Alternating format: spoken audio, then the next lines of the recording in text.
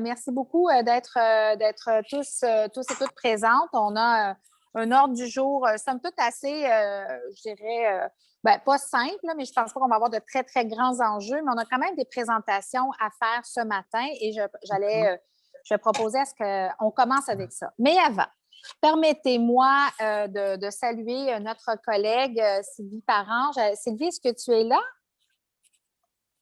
Est-ce que Sylvie est là ce matin? Je ne la vois pas. Non, on m'indique qu'elle n'est pas là ce matin. Ah, ben écoutez, j'allais lui dire, la saluer chaleureusement. On a appris bien sûr que notre collègue Sylvie n'allait pas se représenter lors des prochaines élections.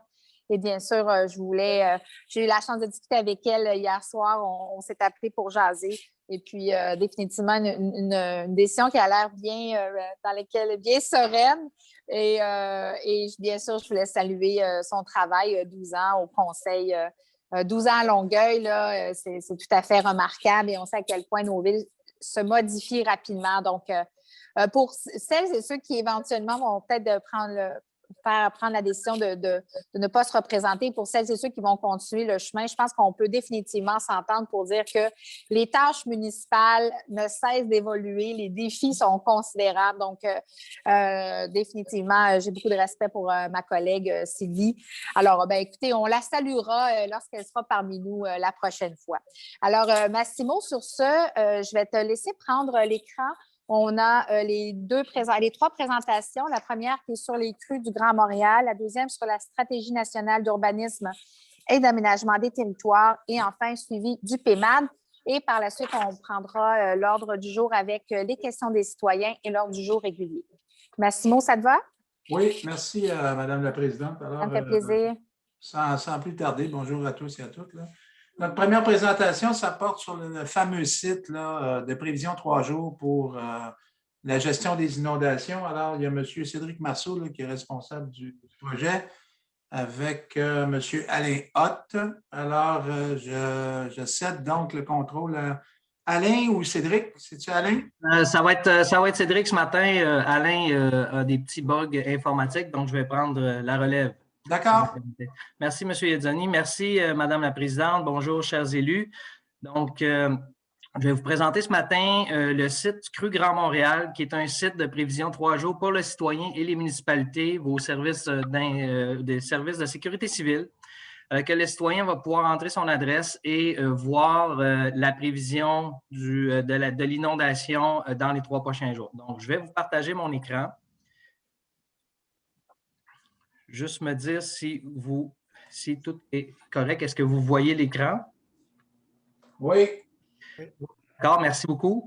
Donc, dans le fond, chaque citoyen va entrer, ou une municipalité ou des spécialistes vont pouvoir entrer sur le site et voir en fait l'état de la situation au moment où ils vont se connecter. Donc, si je me connecte comme citoyen, on est le 25 février à 7 heures et là, à ce moment-là, par l'entrée de l'adresse, j'ai marqué le 19 Terrasse Martin à Montréal. Mais à ce moment-là, le citoyen voit l'état actuel des lieux. Et suite à ça, le citoyen va pouvoir draguer et voir dans une prévision de 72 heures l'état de la situation, comment ça va se dérouler pour les 3 prochains jours. Donc, si je continue, vous allez voir, là, j'ai 15 heures de supplémentaire. Si je continue, à partir de 30 heures après 30 heures, dans les 30 prochaines heures, il y aura l'inondation rendue à cette étape-là. Et vous voyez le chemin ici, là. Si je continue, donc ici, à partir de dans les 42 heures prochaines, le chemin va être bloqué et cette maison-là va être en fait là, entourée d'eau. Donc, on devra l'évacuer. Donc, ces informations-là sont sur tout l'archipel de Montréal. On a également mis en place les secteurs protégés, donc des secteurs qui ont été, en fait, où on a érigé des digues permanentes et homologuées par le gouvernement du Québec. Donc, on parle de la région de Deux-Montagnes, de Sainte-Marthe. Donc, ces endroits-là, si jamais l'eau passe par-dessus la digue, vous verrez l'assurage disparaître et on pourra voir là, les eaux là, entrer dans le terrain. Mais on a mis la zone protégée d'avance. Également, disponible sur le site, il y a des stations à lesquelles vos équipes à votre municipalité auront accès et l'information sur les stations va donner des informations sur les 3 prochains jours. Donc, par exemple, ici, on a mis l'exemple sur la démo. Là, le 26, bien, ça sera stable. À partir du 27, ça va commencer à monter et le 28, ça pourrait descendre. Donc, c'est de la prévision de 3 jours à laquelle le citoyen va avoir accès. D'autres informations particulières sur la station, la localisation de la station, le niveau actuel de l'eau. Et ensuite, ici, comme là, vous le voyez, bien là, c'est droit, là, c'est stable pour les prochains jours. Il y aura une historique des 7 derniers jours, plus les 3 prochains jours en prédiction qui sera en pointillé, là, ici, lorsque ce sera opérationnel. Et bien, vous avez le niveau actuel, là, il était là, pour cette station-là, le niveau est à 22,35. Toutes ces informations-là, donc, peuvent être utilisées par le citoyen, mais également par vos équipes techniques chez vous. On a les légendes, là, naturellement, pour l'utilisateur, en fait, pour que le citoyen se retrouve au niveau de la submersion d'eau. Donc, si je zoome ici, là, donc, ces couleurs-là sont relatives, comme ici dans le bleu, bien, on a 1,5 mètres d'eau dans ce secteur-là. Donc, ce seront tout ça va être programmé et opérationnel pour la prochaine crue printanière. À partir du 30 mars, tout ça, ce sera disponible. Ce qu'on va faire prochainement, c'est qu'on va rencontrer vos municipalités, tous les intervenants en sécurité civile. On va leur donner une formation sur le site et on va également mettre en place un comité de communication de vigie où à tous les matins, la CMM, l'hydrologue, la CMM Pierre Dupuis et l'équipe technique du site va discuter avec vos représentants de sécurité civile pour leur donner l'explication de la prévision de la journée et pour les 3 prochains jours. Donc, il y aura, oui, effectivement, un site, mais également un comité de vigie, lequel on va discuter des prévisions pour les prochains jours et voir si les municipalités, parce qu'il y en a des municipalités qui font de la prévision, il y a également tout l'arrimage avec le ministère de la Sécurité publique à faire. Donc, tous ces gens-là seront à chaque jour, le matin, on va faire un appel à tous pour voir comment ça va se passer pour les 3 prochains jours dans vos municipalités. Donc, c'est ce que la CMM a eu comme mandat du MAMACH. Donc, le site sera terminé là, dans les prochains jours, vers la fin du mois de mars, et sera opérationnel là, pour tous vos citoyens. Alors, voilà. Merci, M. Marceau. Madame la Présidente, est-ce que vous voulez qu'on procède aux questions maintenant?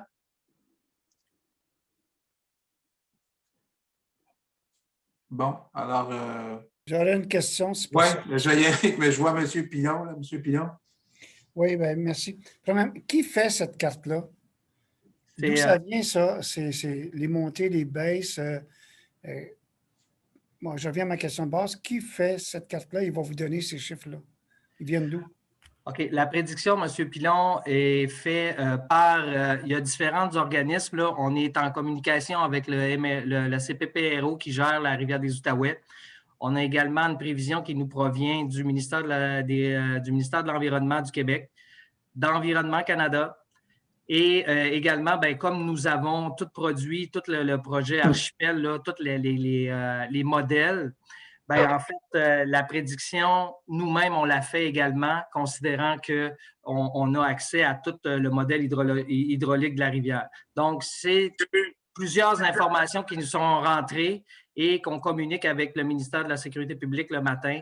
Et ensuite, on s'entend pour la prédiction 3 jours pour tous les organismes. Donc, on aura une seule prédiction pour tout le monde. Mais naturellement, nous, on ne fonctionne pas en débit parce que pour le citoyen, là, de dire qu'il y a 9000 mètres cubes secondes dans un cours d'eau, ça ne dit absolument rien. Donc, le produit qu'on vous offre, c'est de dire qu'est-ce que ça veut dire 9000 mètres cubes secondes chez vous. Bien, vous allez pouvoir le voir sur le site Crue Grand Montréal, à quelle hauteur ça va se rendre sur votre propre terrain. Parfait. Mon autre question, est-ce que ça couvre aussi les villes hors CMM? Pour le moment, non. Donc, dans notre cas, excuse-moi, Rigaud, Pointe-Fortune ne sont pas couverts par ces données-là. Non, ces municipalités-là ne sont pas connectées. Par contre, on a toutes les informations. Là, si jamais on se rend jusqu'au barrage de Carillon sur ce territoire-là. Troisièmement, dans ta carte que tu montais tantôt, il y avait les citoyens, on pourrait y aller. puis ça montait, que si ça montait ou ça descendait, il y avait comme une petite flèche en haut ou en bas. OK? Oui. Bon. La question qu'on va se faire poser, ouais, OK, c'est beau avoir une flèche en haut ou en bas, mais est-ce qu'il va y avoir des chiffres en centimètres? Oui, effectivement. Ça, c'est la hauteur d'eau que je vous ai présentée. Dès que vous vous connectez sur le site, vous allez avoir le niveau d'eau en centimètres. En fait, ça va être en mètres, là, mais à chaque... nous autres, ce qu'on a fait, c'est qu'on a créé différents modèles. On a fait des simulations. Les scénarios sont tous là. On a au-dessus de 400 scénarios disponibles. Et à chaque fois qu'il va y avoir une hauteur d'eau, il va aller chercher la bonne hauteur relative. Et là, c'est là où l'outil dynamique de la cartographie se met en place. Mais automatiquement, quand tu vas avoir une flèche en montant ou en descendant, le citoyen va pouvoir voir que c'est 2 cm, parce que c'est ça qui le rassure ou pas. Là, tu sais. Oui, la différence oui. entre une crue de 20 cm et une crue de 2 cm. Les flèches comme telles, okay, il va y avoir un renseignement supplémentaire quelque part. Merci beaucoup. J'ai mes réponses. Merci. Merci. Monsieur Marinacci. Oui, oui, bonjour. Oui, c'est très impressionnant en fait. Mais moi, je voulais savoir quel est le degré de fiabilité des prévisions? En fait, on a plusieurs, il y a plusieurs données par rapport à ça, M. Marinacci. Si on dépasse le 72 heures, si on dépasse le 3 jours, là, on tombe à une précision d'à peu près 50 60 de la prévision. Si on reste dans le 72 heures des 3 prochains jours, à ce moment-là, là, on a une prévision beaucoup améliorée. Là, on peut parler de 85 à 90 à peu près assurés. Merci. Est-ce qu'il y a d'autres questions sur le sujet? Bon, alors n'en voyons pas. On va passer à la deuxième. Merci beaucoup, M. Marceau. Beau travail. Alors, la deuxième présentation, ça, c'est moi qui l'ai fait. Alors, ça porte probablement, beaucoup d'entre vous ont entendu parler de la démarche du gouvernement du Québec sur la stratégie nationale d'urbanisme et d'aménagement des territoires du gouvernement du Québec. Donc, c'est une consultation qui est en cours par la ministre des Affaires municipales et d'Habitation, qui est en train de se développer, qui devrait déposer une proposition en avril 2022. Alors, si on peut Suzanne, merci. Donc, rapidement, la stratégie nationale, on propose une vision et des objectifs et des axes. La vision qui est proposée, évidemment, cette proposition-là est itérative, donc les gens doivent y travailler. Actuellement, je vous dirai qui contribue à cette approche-là. Donc, on propose une vision globale pour les interventions du gouvernement pour favoriser des milieux de vie de qualité et présentant les conditions nécessaires du développement économique durable. Vous êtes tous quand même familiers avec cela. Déjà, dans beaucoup de vos instruments d'aménagement, comme le PEMAD, on parle de ce genre de vision-là et d'outils. Ils ont 4 objectifs pour réaliser cette stratégie. On veut inscrire dans cette stratégie-là le développement de milieux de vie durable, renforcer l'attractivité des territoires, donc le volet économique, et favoriser les particularités des différents territoires, donc une modulation des politiques. Et évidemment, le 4e point, répondre au groupe de la société civile. Le gouvernement caquiste répond à un de ses engagements où les groupes de la société civile demandaient une politique nationale, donc ils en ont fait un objectif. Donc, on peut déjà dire bravo, premier objectif atteint, ils font une stratégie avec les groupes qui sont présents. Il y a 5 axes. La gouvernance de l'aménagement, la croissance urbaine, donc pour ceux qui sont plus familiers, on parle de la gestion de l'urbanisation, les milieux de vie, donc comment mettre en valeur les milieux de vie, comment ils deviennent plus durables, toute la question de la ruralité. Donc, on parle évidemment de l'occupation et du territoire, mais surtout les régions dévitalisées, comment les revitaliser. Et évidemment, le financement des actions municipales pour mettre en œuvre cette stratégie. La prochaine diapo. Donc, je vous disais qui participe à ça. Le gouvernement a mis en place un comité consultatif où il désigne nos associations municipales, les associations de DG, les groupes de la société civile, les communautés métropolitaines n'y sont pas membres directement, les MRC non plus et les villes non plus. Donc, c'est des organismes nationaux qui sont dans ce comité consultatif. Ils ont fait une démarche, un volet universitaire, des séminaires avec des professeurs spécialisés dans le domaine de l'aménagement pour raffiner le portrait et des laboratoires d'innovation où on demande à des experts de contribuer à valider ces portraits. Et les rencontres régionales, ces rencontres régionales-là, c'est la ministre normalement qui les fera et c'est prévu que ça se fasse au mois de juin, si ça ne change pas. La ministre rencontrerait les régions administratives, rencontrerait les élus à ce moment-là.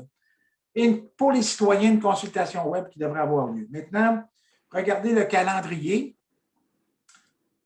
Si on regarde, d'avril à octobre, on va faire le diagnostic et on devrait avoir des orientations préliminaires en octobre. Je n'ai pas besoin de vous dire où vous allez être entre septembre et janvier. Donc, vous aurez peut-être moins à l'esprit les orientations préliminaires. Et j'aurai peut-être l'occasion en revenant d'avoir les orientations définitives. Donc, par la suite, il y aura un rapport de consultation et évidemment, il est prévu d'adopter cette stratégie-là en avril 22. Donc, ça, c'est l'échéancier pour la stratégie. La prochaine diapo. Alors, de quoi on parle au Québec? Bien, on se remet un peu dans ce que tout le monde en connaît. Il y a quand même 1107 municipalités au Québec. Bon, les 10 grandes villes, vous êtes tous familiers avec ça, les agglomérations. Il y a 101 structures régionales, les MRC, les territoires équivalents comme Mirabel ou Laval ou les agglos qui ont compétence. Et il y a 2 communautés métropolitaines. Donc, ça, c'est facile à retenir. 2 communautés métropolitaines, 101 structures régionales puis 1107 municipalités. Mais quand on rentre dans le territoire de la CMM, bien, on est chanceux, on a de tout. Donc, notre territoire chevauche 5 régions administratives, Laurentides, Lanaudière, Montréal, Laval et Montérégie, dont Longueuil fait partie de la Montérégie. Elle n'a pas son propre territoire comme les 2 autres. On a également la zone d'orientation O10 pour les couronnes sont familiers, donc des municipalités qui sont dans la zone d'influence métropolitaine, mais qui n'ont pas les mêmes règles que celles de la CMM au centre. Donc, ça vous dit qu'on a un territoire, beaucoup de limites administratives, du chevauchement, des outils d'aménagement différents, mais une zone commune en termes de développement. Alors, quand on parle de la CMM, bien, vous savez, on a un cadre d'aménagement qui est le PEMAD, donc on a tous des objectifs communs. On a aussi des cibles modulées, donc ce n'est pas des cibles fermes pour l'ensemble des territoires. Et on a une métropole, 2 agglomérations, 5 secteurs géographiques bien connus, donc Couronne Nord, Couronne Sud, Agglo de Longueuil, Montréal, Laval. Et on a 14 MRC et 82 municipalités de différentes tailles. Et on a introduit le concept de municipalité rurale avec notre fameuse entente pour 19 municipalités qui ont plus de 80% de leur territoire qui est en zone agricole. Et on a toujours dit que la CMM reconnaissait le caractère polycentrique de notre région. Donc, on travaille au niveau des 5 secteurs. Les enjeux, quand on regarde la stratégie nationale, bien là, on a notre gros enjeu là, que tout le monde commence à être familier. Comment on maîtrise l'urbanisation de notre territoire élargi avec les règles de la CMM, puisqu'actuellement, ce n'est pas le cas dans le pourtour. Le deuxième, bien, comment on fait pour appuyer les milieux de vie? Alors, vous le savez, on n'a pas loin de 160 RTOD, donc si on veut se donner des milieux durables pour favoriser le transport collectif, il faut continuer à les planifier. Et évidemment, la ruralité, on a une entente à renouveler avec nos 19 villes. Et évidemment, la fiscalité, surtout quand on parle de transport collectif, la question va se poser, comment on va payer les déficits d'exploitation de notre réseau structurant quand on sait que les déficits d'exploitation vont augmenter avec la mise en place dans les prochains 10-20 ans avec des modes lourds sur notre territoire. Enjeu fondamental qui est intimement lié au transport collectif. Donc, c'est là-dessus qu'on travaille la CMM. Vous expliquer davantage dans quelle situation on est. Bien, quand vous regardez la CMM, c'est 4,1 millions d'habitants. Vous connaissez votre territoire, je n'ai pas besoin d'en parler plus. Mais maintenant, on commence à mieux comprendre l'autre territoire, qu'on parle moins, mais qu'on parle de plus en plus. Le périmètre métropolitain à l'extérieur du Grand Montréal, ça représente pas loin de 800 000 personnes et 133 municipalités. Ce territoire-là n'est pas sous les règles du PEMAD, mais il est sous les règles des orientations provinciales et ces orientations provinciales-là n'ont pas les mêmes règles applicables pour la gestion de l'urbanisation. C'est notre enjeu d'avenir. On parle de 4,9 millions d'habitants, on parle de 5 millions d'habitants où il y a 2 règles sur notre territoire. Les règles d'aménagement du PEMAD et des règles différentes qui ne favorisent pas les mêmes objectifs que nous avons. Et évidemment, maintenant, il faut réfléchir à des solutions parce que les gens s'y sont installés, les gens pourront encore s'y installer, mais si les règles ne changent pas, les règles de l'un vont nuire à l'autre. Prochaine diapo. Alors, c'est de ça dont on parle plus précisément. La zone, en fait, moi, je vous parle du Grand Montréal Plus, mais dans le langage statistique, tout ce que vous voyez là, avec la ligne grise, on appelle ça la région métropolitaine de recensement et sa zone d'influence. Donc, faire une histoire courte, la CMM a une disposition pour réviser les limites territoriales. À chaque fois qu'on fait un rapport, on ne recommande pas de modifier les limites territoriales, on parle plutôt de collaboration avec nos partenaires. Et quand on constate les limites de notre territoire, si vous avez 50% des déplacements de votre ville vers la région métropolitaine, vers les noyaux urbains, normalement, vous faites partie automatiquement de la RMR et vous devriez faire partie automatiquement de la CMM. La loi ne prévoit pas cette disposition, donc on ne peut pas agir sous ce chapitre-là, mais on constate également que les règles à l'extérieur de notre territoire, comme vous pouvez le voir, ne sont pas les mêmes, ce qui crée à ce moment-ci un débalancement au niveau, notamment, par exemple, de la densité. Prochaine diapo. Là, vous le voyez bien, il y a eu quand même des études de la SCHL qui ont été produites récemment. Le fameux 15 km de la SCHL, qui était une étude longitudinale d'une trentaine d'années, mais qui ne captait pas les travaux de la CMM depuis 2010. Elle disait, bien, écoutez, on constate quand même que, selon eux, il y avait un étalement à 15 km et plus du centre-ville. Nous, la CMM, on répond, non. Il n'y a pas d'étalement parce que le périmètre urbain de la CMM comprend les 82 municipalités et les 82 municipalités respectent les seuils de densité de la CMM. Donc, il n'y a pas d'étalement, il y a plutôt un accroissement de la densité dans le territoire de la CMM au niveau des couronnes et c'est une densité qui commence de plus en plus à être suffisante pour favoriser le transport collectif. Par contre, quand on regarde le périmétropolitain, nous n'assistons pas à la même tendance. On est plutôt dans une situation où c'est à faible densité. Donc, c'est notre enjeu. Comment travailler ensemble pour améliorer la densité, pour qu'ensemble, on puisse travailler sur des propositions qui vont favoriser le transport collectif et actif. Ça, c'est un beau tableau. On ne le voit peut-être pas très bien, mais ce qu'on peut comprendre, c'est que quand vous regardez uniquement le pourtour et que vous regardez les taches orangées ou brunes, bien, vous constatez que la majorité des MRC à l'extérieur de la CMM sont à faible densité. Regardez l'autre diapo, ça va être plus simple. On a fait un tableau pour démontrer la part des maisons individuelles dans les mises en chantier 2013-2018.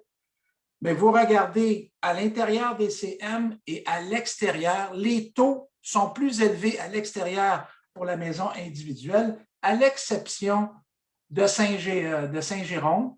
Donc, on parle de la MRC de Rivière-du-Nord. Puis vous savez aussi, pour ceux qui ne le savent pas, mais je vous le répète, Saint-Jérôme fait partie de la RTM et Saint-Jérôme fait partie de la RMR, mais pas sa MRC. Et on a évidemment d'autres municipalités régionales de comté qui ont un taux plus élevé, mais ça ne permet pas la mise en place d'un TC interrégional. De toute façon, cette présentation-là va vous être transmise. Non? Il y a plusieurs données qu'on a avec le bilan du paiement. Donc, ça, quand même, ça permet de réfléchir. Et ça veut dire quoi les enjeux qu'on doit traiter maintenant à la CMM? Bien, là, écoutez, on en avait déjà parlé l'année dernière. Il y a un fort pourcentage de travailleurs qui demeurent dans les MRC périmétropolitaines qui utilisent l'automobile. Donc, 32 des travailleurs, puis là, si on fait une vision 20-50, bien, ça va augmenter. Mais là, le chiffre, c'est 94 s'y rendent en automobile. Bon. Donc, on se pose la question, comment rendre le transport en commun nécessaire dans le pourtour? La deuxième, c'est là qu'il est important de regarder, c'est la migration dans ces MRC-là vient d'où? Alors, on a fait une analyse. Les gains migratoires 2015-2020, ça vient d'où? 21 proviennent de Laval-Longueuil, 23 de l'île de Montréal, puis 56 des couronnes de la CMM. Donc, c'est des gens qui viennent, tout le monde est familier avec ça, là, qui viennent de la CMM, qui se dirigent dans le périmètre métropolitain. Et là, on regarde ça et on se dit, bon, écoutez, il va falloir qu'on fasse quelque chose là, pour qu'au moins on ait les mêmes règles. Et évidemment, qui dit les mêmes règles, ce qu'on s'aperçoit aussi, c'est qu'on regarde le profil. Le profil démographique, c'est des populations qui sont jeunes, 63 en moins de 45 ans, donc ils vont s'y installer. Mais là, vous êtes tous familiers, on est allé en banlieue avant, ici dans le territoire de la CMM, on sait exactement ce qui va se produire. Et là, la question, c'est de se poser comment corriger le tir. Puis évidemment, on a la part des maisons individuelles et on a voulu faire la comparaison entre les couronnes de la CMM et le périmètre métropolitain. Bien, la part des maisons individuelles dans les couronnes de la CMM est 18 %, puis à l'extérieur de la CMM, c'est 35 %. C'est là-dessus qu'il faut travailler. Comment on fait pour réussir ça? Donc, si on ne fait rien, bien là, les coûts de la congestion sont à 4,2 milliards, vont augmenter. Les temps de déplacement, c'est 117 heures par année. Ça va augmenter. Puis évidemment, il y a les GS qui sont à 50 %. Je me souviens qu'il y a un certain temps, il était à 43 %. Donc, ça augmente. Donc, il faut vraiment trouver une solution durable pour l'ensemble du Grand Montréal Plus. Alors, ça, c'était le premier tableau, aménagement. Le deuxième tableau, c'est l'iniquité entre les villes de la CMM et les villes à l'extérieur de la CMM. Donc, si on appliquait la politique de financement que tout le monde connaît bien maintenant et qu'on va encore apprendre à connaître dans les prochaines années, bien, on s'aperçoit que les municipalités périmétropolitaines, s'il y avait des ententes, devaient contribuer 11,1 millions. Donc, ça serait les villes que j'appellerais les villes respectant la clause du 50 %. Mais si on ajoutait toutes les municipalités de l'audit, c'est 44 millions. J'en parle ici parce qu'il y a un enjeu maintenant au niveau du transport interrégional où il y a des villes qui souhaitent s'autonomiser en s'offrant un service local chez eux avec un service vers la CMM, mais sans entente pour les coûts régionaux CMM. Nous, quand on dit qu'on veut avoir une approche de collaboration, ce qu'on propose, c'est des ententes entre la CMM, l'ARTM et le pourtour en transport collectif. Et on pense que ces ententes-là, actuellement, bien, vous le savez, il y en a qui siègent chez Exo, c'est des ententes qu'on renouvelle annuellement. Bon, on sait qu'on le faisait parce qu'on était en période transitoire, mais il faut penser à long terme.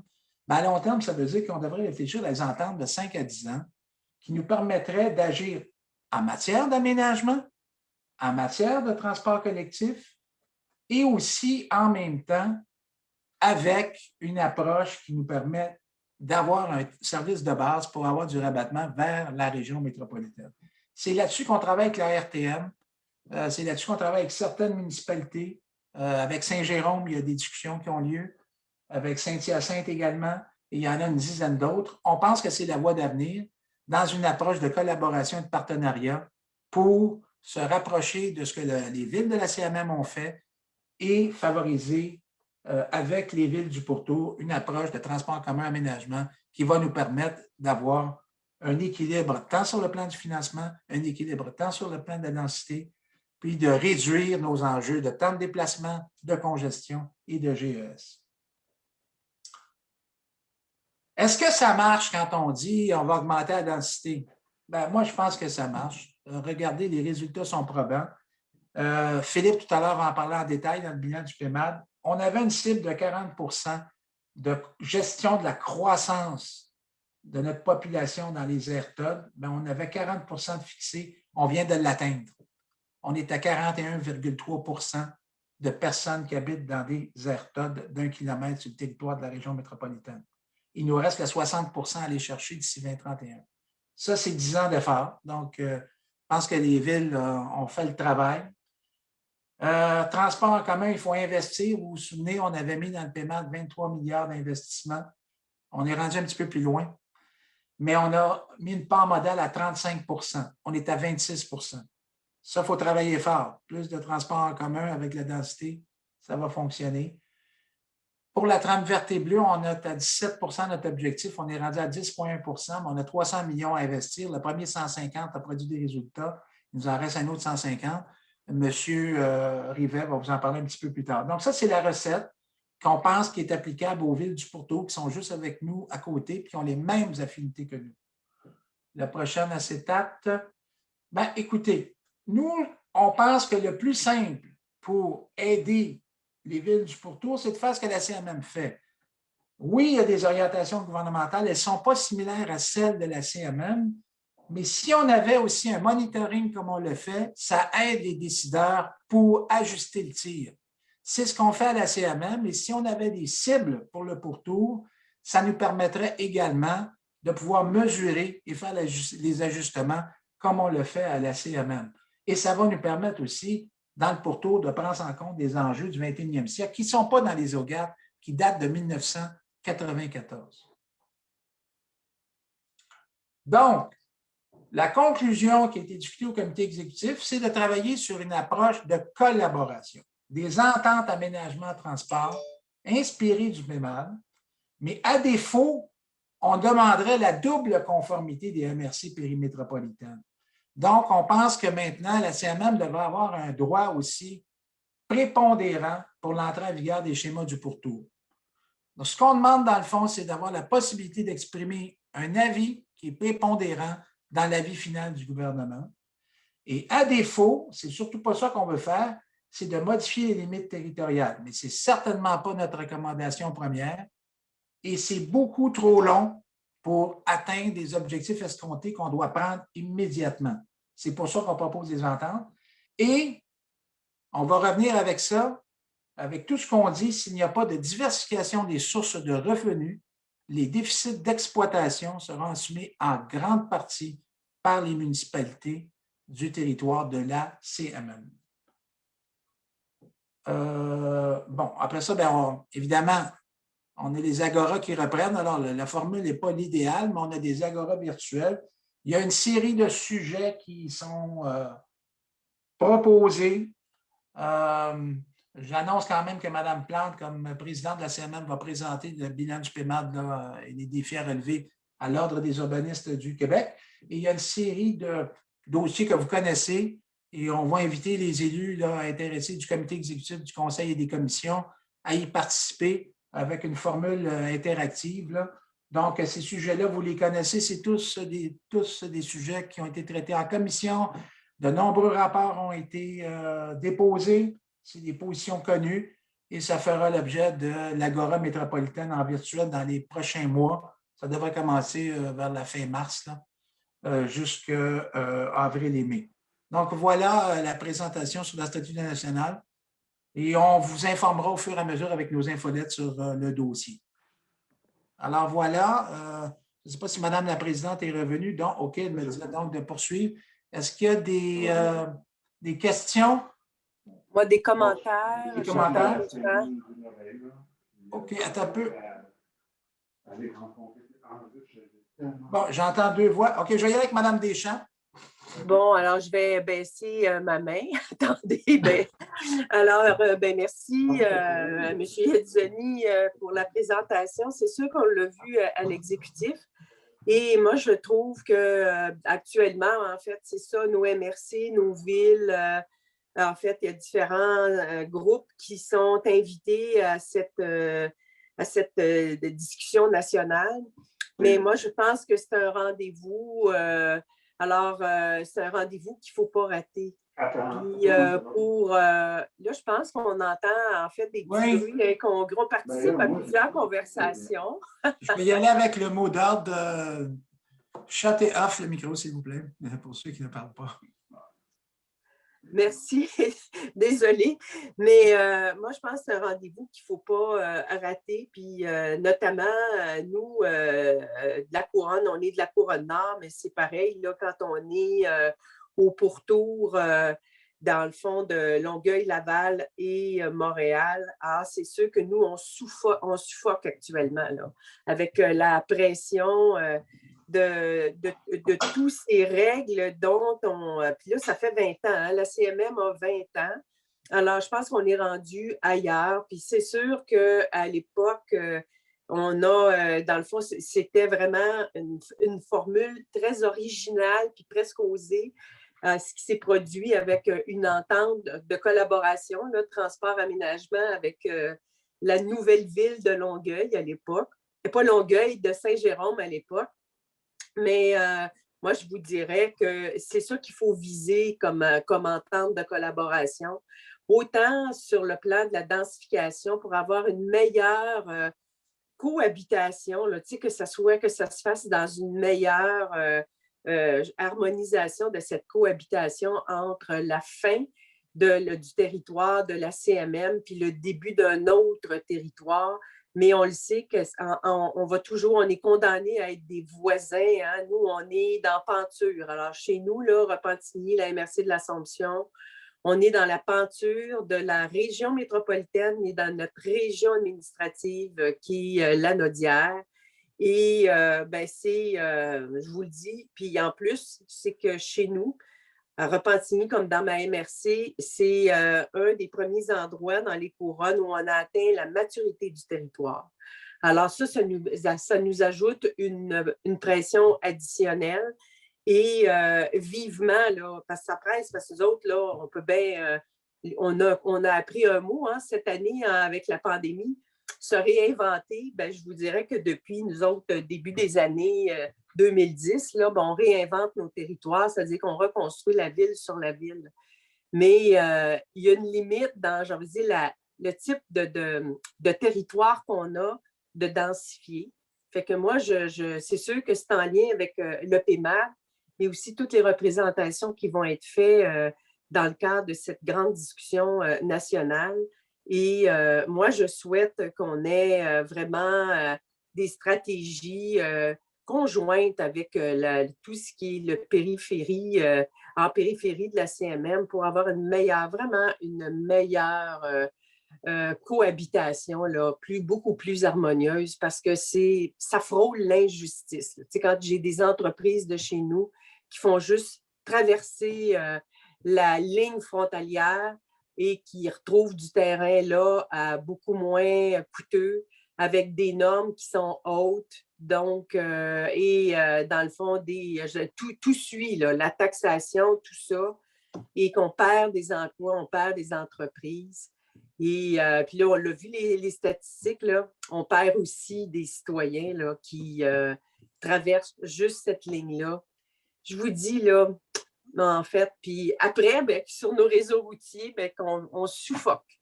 Alors, vivement cette revision-là. Alors, parce que je pense que les as sont alignés pour qu'on soit écoutés cette fois-ci. Mais merci, M. Yadjani. Merci, Mme Deschamps. Est-ce qu'il y a d'autres? Oui, je vois M. Pilon. Oui, bonjour. Bon, oui, c'est officiel que les grandes idées sont là, puis il n'y a pas de problème. Là. On a un problème, par contre, nous, en Vaudreuil-Soulanges, puis vous le voyez, parce que je dis deux noms, là. Je pense que, puis ça, c'est une question que je lance, là. Mais il ne devrait plus y avoir de MRC qui chevauche CMM et ACMM. On va vous donner un exemple. Nous autres, c'est 23 villes. 11 sont CMM, 12 sont ACMM. Tant qu'à moi, puis là, imaginez-vous dans quelle position je me trouve, là, OK? Je représente les 11 villes de la CMM et je dois faire des présentations où j'ai 12 maires qui sont ACMM et à qui on va dire vous allez payer plus cher pour ça, pour ça, pour ça, pour ça, et vous profitez de notre système. En tout cas, c'est une question que je pose, là, puis c'est une question que je m'interroge depuis longtemps. Mais la première chose à régler pour moi, ce serait, je ne sais même pas si c'est faisable, mais dans notre cas, ça serait facile. Bien, relativement, on est deux comtés politiques différents, Soulanges et Vaudreuil, deux députés, en tout cas, peu importe quoi. Mais je pense qu'on devrait adresser vraiment cette problématique-là. Parce que quand je siège à la CMM, je représente les 11 villes. Quand je siège à la Couronne Sud, je représente les 23 villes. Et de là, comment on fait, peut-être qu'il y aura d'autres qui le vivent ou pas, là, mais comment on fait pour se positionner par rapport à ça? Si on avance un projet qui favorise la CMM, puis moi j'en suis, là, à propos du transport, Mme Deschamps l'a expliqué, tout le monde l'a expliqué, c'est pas normal que les gens traversent, là. Mais la partie de Vaudreuil de Soulanges qui traverse dans la CMM est quand même assez énorme. Donc, qu'on adresse ce point-là, s'il vous plaît. Et s'il y avait une étape à faire, ça serait de s'assurer, tant qu'à moi, qu'il n'y ait plus de MRC qui sont avec des villes CMM et hors CMM en même temps. Et ça simplifierait énormément notre rôle, mon rôle, le rôle des représentants de la CMM, parce que c'est pratiquement invivable à essayer de. En tout cas, vous comprenez ce que je dis. Merci beaucoup. Oui, très, très bien compris. Et on parle du chevauchement des MRC qui est un enjeu à la création de la CMM, mais ça pose problème. Je pense que M. Pilon l'a bien mentionné. Si vous me permettez, peut-être parler de quelque chose aussi d'aussi intéressant, c'est les régions administratives, les revendications historiques de la ville de Longueuil d'avoir sa propre région administrative depuis, écoutez, je dirais une vingtaine d'années, si je ne me trompe pas. Quand on regarde les 5 secteurs de la CMM, on prend, par exemple, chez Mme Deschamps et toute la couronne nord, où finalement, c'est des parties de la Naudière et Laurentide qui se chevauchent avec nos MRC. Quand on regarde la Montérégie-Est, ouais, en tout cas, bref, je pense que vous comprenez qu'il y a une réflexion à avoir avec des limites qui permettent d'avoir l'ensemble des joueurs métropolitains autour d'une table et éviter le chevauchement avec les autres territoires. On a déjà produit des rapports sur cette question et M. Pilon, ça ne tombera pas lettre morte, on va le documenter encore et revenir avec quelque chose. Est-ce qu'il y a d'autres Monsieur Massimo? Oui, M. Charon. Je m'excuse, j'ai un problème technique pour pouvoir lever ma main. Alors, je vais le faire manuellement. Bon, d'abord, merci de votre présentation. Je pense que ça amène un très, très bon portrait. Ça fait du bien de voir ça. Mais les choses qui ont été mentionnées, là, la pression qu'on a là, au niveau de nos infrastructures pour le développement autour de nous en périphérie, c'est terrible pour nous sur la couronne nord. Je suis certain que la couronne sud vivent la même situation. Les coûts, c'est un enjeu majeur. Parce que là, tantôt, bon, c'est bien beau payer à la CMM, ces choses-là. On commence à être au bout du rouleau, là. Il faudrait qu'on trouve des trucs. Et je ne suis pas si certain que ça que de revoir le périmètre de la CMM devrait, parce que vous avez dit tantôt, bon, on ne pousserait peut-être pas là-dessus tout de suite. Je ne suis pas sûr que ça ne devrait pas être fait en même temps. Parce qu'exactement avec l'exemple que vous donniez tantôt sur la couronne nord, où on chevauche des régions administratives différentes, ça devient extrêmement complexe. Et le résultat de ça, c'est une iniquité au niveau monétaire, c'est clair. Je pense que ça, il y a des choses dans un premier temps qui devraient être faites parce que ça simplifierait probablement beaucoup de discussions. Mon collègue, M. Pilon, en parlait tantôt, là, quand il faut que ça soit, là, t'es dedans, t'es pas dedans. C'est extrêmement complexe. Puis c'est un enjeu futur qu'il faut absolument, absolument corriger. Si on veut que la région métropolitaine conserve sa force qu'on souhaitait avec le PMAD, il va falloir corriger ça. Sans ça, selon moi, ça va être difficile d'atteindre nos objectifs. Merci, M. Charon. Peut-être une petite réponse. Je vois que Mme Plante est revenue. Peut-être une réponse historique, parce qu'on a beaucoup parlé effectivement de financement et comment on gère les municipalités à l'extérieur de la CMM.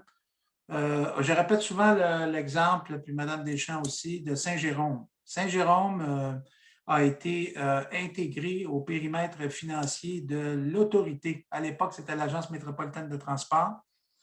Et Saint-Jérôme, qui ne fait pas partie de la CMM, paie donc les coûts de transport au sein de la RTM. Est-ce qu'une piste de réflexion relativement aux questions de transport collectif devrait être de revoir des municipalités qui devraient y faire partie ou pas? Donc, ça, c'est déjà une piste de réponse. C'est à regarder. L'autre élément de réponse qu'on regarde beaucoup, est-ce que les 5 territoires qu'on a créés pour nos fins d'aménagement, Couronne Nord, Couronne Sud, Longueuil, Laval, Montréal, ne devraient-ils pas avoir, les mêmes limites de région administrative pour des fins de coordination et de cohérence avec le gouvernement? Donc, on a plusieurs pistes de réflexion que nous regardons et qui vont être soumises au fur et à mesure à l'exécutif et au conseil. Mais surtout, je veux juste vous rassurer, on regarde toutes ces questions-là avec beaucoup de très méticuleux de façon très cartésienne. Et je pense qu'il faut arriver avec des réponses parce que d'ici 10 ans, avec les investissements qu'on va avoir en transport collectif, si nous ne préparons pas le terrain maintenant, vous allez avoir de sérieux enjeux qui vont être gérés uniquement au niveau local par la taxation foncière, qui n'est pas une piste de solution, à mon avis, durable pour l'avenir. Je ne vois pas d'autres mains levées. Donc, Mme Plante, il nous reste une présentation. La présentation de l'Observatoire de M. Rivet sur le bilan du PEMAD. Donc, ça va vous donner une idée encore plus précise. Et de toute façon, on va transmettre ce document-là à tout le monde et à la ministre pour qu'elle sache bien toutes les données pour prendre des décisions éclairées dans le cadre de la stratégie nationale. Donc, Mme Plante, M. Rivet, ça va bien, M. Rivet? On vous donne du temps pour présenter votre bilan. Notre bilan. Parfait, merci beaucoup. Donc, je vais partager mon écran. Voilà.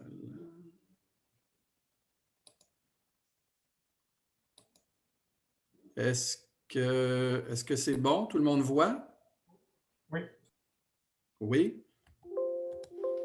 OK, un instant, ça semble pas fonctionner de mon côté. Non, ça marche, Philippe. OK, c'est bon. OK, alors, ce que je vais vous présenter aujourd'hui, ce sont les principaux faits saillants du rapport de monitoring du PMAD 2012-2021, qui est maintenant le 4e rapport de suivi à être publié là, depuis l'entrée en vigueur du PMAD en 2012. Donc, rapport de monitoring qui a pour objectif à la fois de rendre compte de l'état d'avancement de l'atteinte des objectifs et cibles du PMAD, mais également d'orienter les pistes d'action à poursuivre dans le cadre de la mise en œuvre du PMAD et d'alimenter les réflexions et les échanges dans le cadre de l'Agora métropolitaine virtuelle 2021 qui se tiendra là, dans les prochaines semaines. Donc, pour que le PMAD ait un impact maximal sur le développement de la région, il faut que, comme le stipule la loi, là, les objectifs et critères du PMAD soient transposés dans les schémas d'aménagement des MRC, puis dans les plans et règlements d'urbanisme des municipalités. Donc, la majorité des MRC a complété son exercice de concordance là, au PMAD dans les 3 années suivant l'entrée en vigueur du PMAD. Aujourd'hui, 13 des 14 MRC ont complété leur exercice de concordance. Là. La seule qui ne l'a pas encore complété est la MRC de Deux-Montagnes. À l'échelle des municipalités, 70 des 82 municipalités de la CMM ont maintenant des plans et des règlements d'urbanisme qui s'appuient sur des schémas d'aménagement révisés, qui sont donc conformes au PMAD. On voit donc que la mise à niveau des schémas d'aménagement, puis des plans d'urbanisme pour les faire concorder avec les objectifs et critères du PMAD est un processus relativement long là, qui s'étale sur plusieurs années. Maintenant, en ce qui concerne les objectifs et cibles que s'est donné le PMAD, un des principaux objectifs du plan, c'est de favoriser une densification résidentielle afin d'optimiser l'espace disponible à l'intérieur du périmètre métropolitain d'urbanisation qui a été délimité dans le PMAD. Donc, le PMAD a fixé des seuils minimaux de densité pour les MRC et les agglomérations qui sont modulés dans le temps par période de 4 ou 5 ans. Alors, si on regarde les résultats pour la première période, soit 2011 à 2016, on constate que les seuils minimaux hors TOD avaient été atteints ou presque atteints là, dans la plupart des MRC et agglomérations. Pour la période plus récente, qui couvre 2017 à 2019, les seuils ont été largement dépassés, en fait, presque partout. Comme vous voyez, les objectifs, c'est les seuils, c'est les petites lignes rouges que vous voyez. Donc, mais c'est quand même important de mentionner qu'ici, là, que 2017 et 2019, c'est une courte période, donc un petit nombre de projets a une très forte, un petit nombre de projets, disons, à forte densité peut avoir un gros impact là, sur la densité observée. Alors, à l'échelle de l'ensemble de la CMM, là, on constate depuis le début des années 2000 une augmentation constante de la proportion des mises en chantier qui sont des appartements, que ce soit en mode condo ou en mode locatif, et inversement, une diminution constante de la part des mises en chantier qui sont des maisons individuelles. En 2000, là, 86% des logements mis en chantier ont été des appartements et 7% ont été respectivement des maisons individuelles ou des maisons jumelées ou en rangée. Et cette densification s'observe en fait dans tous les secteurs de la CMM. Là. Comme on peut l'observer dans ce graphique, là, la part des mises en chantier de maisons individuelles est en diminution constante dans chaque secteur du Grand Montréal. Par exemple, dans les couronnes nord et sud, là, dans les 3 dernières années, là, environ 15% des logements construits ont été des maisons individuelles. Quand même important de rappeler que la maison individuelle n'est pas pour autant en voie de disparition, là, même s'il ne s'en construit plus beaucoup. Ce qu'on voit dans ce graphique ici, c'est qu'elle représente encore près de la moitié du stock de logements à Laval et les 2/3 des logements qu'on retrouve dans les couronnes. Un autre objectif au cœur du PMAD est de favoriser le développement dans les aires TOD, principalement autour des stations de métro, des gares de train de banlieue et des futures gares du réseau express métropolitain. Alors, la cible que s'est fixée le PMAD, c'est d'orienter 40%, voire 60% là, des nouveaux ménages dans les 159 aires TOD de la région d'ici 2031. Lorsqu'on regarde le bilan, on constate que la cible de 40% a été atteinte au cours des dernières années, mais le PMAD prévoyait qu'avec des investissements majeurs dans le réseau TC, comme c'est le cas notamment avec le développement du REM, cet objectif devrait passer à 60%, qui sera donc la prochaine cible à atteindre d'ici 2031. En ce qui concerne la densité résidentielle dans les aires TOD, elle est d'environ 54 logements à l'hectare, mais elle est en fait encore beaucoup plus élevée là, si on regarde juste les logements construits en aires TOD depuis l'entrée en vigueur du PMAD, depuis l'adoption du PMAD. Donc, pour la période 2011-2019, elle passe, là, comme on voit dans le graphique, de 36 logements à l'hectare pour les 20 aires TOD de la Couronne Sud à 185 logements à l'hectare pour les 106 aires TOD de l'île de Montréal. Malgré cette forte augmentation de la densité en aires TOD, ce n'est pas encore toutes les aires TOD en fait, qui ont atteint leur seuil minimal de densité inscrit au PMAD. Ça demeure encore un défi pour plusieurs aires TOD là, qui sont situées dans des milieux qui étaient déjà très peu denses, souvent à proximité des gares de train de banlieue.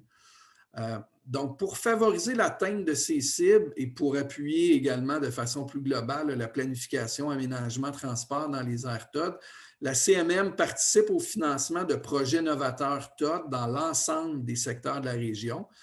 Et depuis 2013, 45 projets ont été financés dans le cadre du programme, ce qui inclut les 10 projets qui sont en cours là, présentement. Alors, un autre objectif au cœur du PMAD, c'est de voir hausser la part modale du transport collectif et du transport actif dans le Grand Montréal. La cible que s'était fixée le PMAD, c'est d'hausser la part modale du TC en période de pointe à 35% d'ici 2031. Alors, lorsqu'on regarde le bilan, bon, les dernières données disponibles provenant de l'enquête Origine-Destination 2018 montrent une faible augmentation de la part modale du TC entre 2008 et 2018, qui est passée de 25 à 26%. Donc, on est encore loin de l'objectif de 35% pour 2031.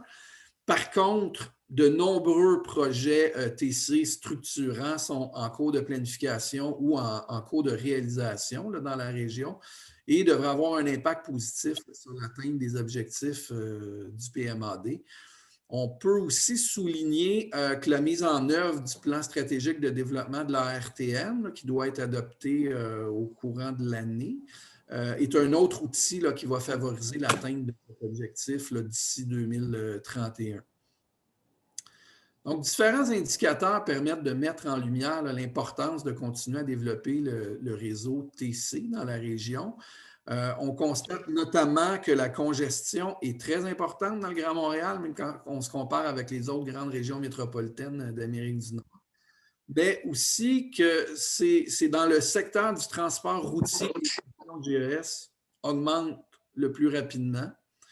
Et également que le développement au pourtour de la CMM là, génère beaucoup de déplacements vers la CMM, déplacements qui sont en augmentation. Là. Il y a une augmentation de ce nombre de déplacements-là d'un peu plus de 20 là, entre 2006 et 2016, puis des déplacements qui se font presque exclusivement en véhicule automobile, pardon.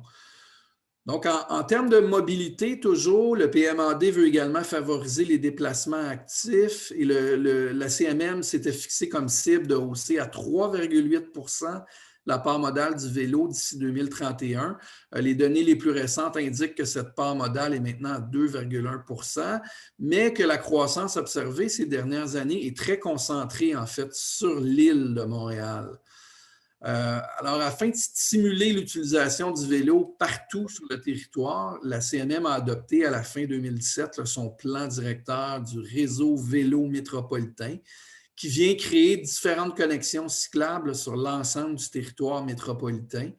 Et jusqu'à présent, 34 là, du réseau est complété. On était à 31 en 2018 là, lors du dernier rapport de monitoring. Un autre objectif au cœur du PMAD, c'est de favoriser la protection et la mise en valeur des milieux naturels. En ce qui concerne la protection en tant que telle, le PMAD a fixé comme cible de protéger 17 du territoire du Grand Montréal d'ici 2031.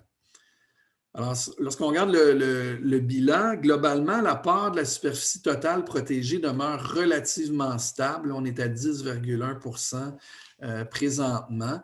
En fait, ce qu'on observe, c'est que depuis 2012, le ministère de l'Environnement a retiré du registre des aires protégées 640 hectares d'aires protégées aquatiques, essentiellement des aires de concentration d'oiseaux aquatiques qui ne rencontraient plus les critères liés à la densité d'oiseaux lors des dénombrements. Par contre, au niveau terrestre, près de 1000 hectares ont été ajoutés aux aires protégées depuis 2012.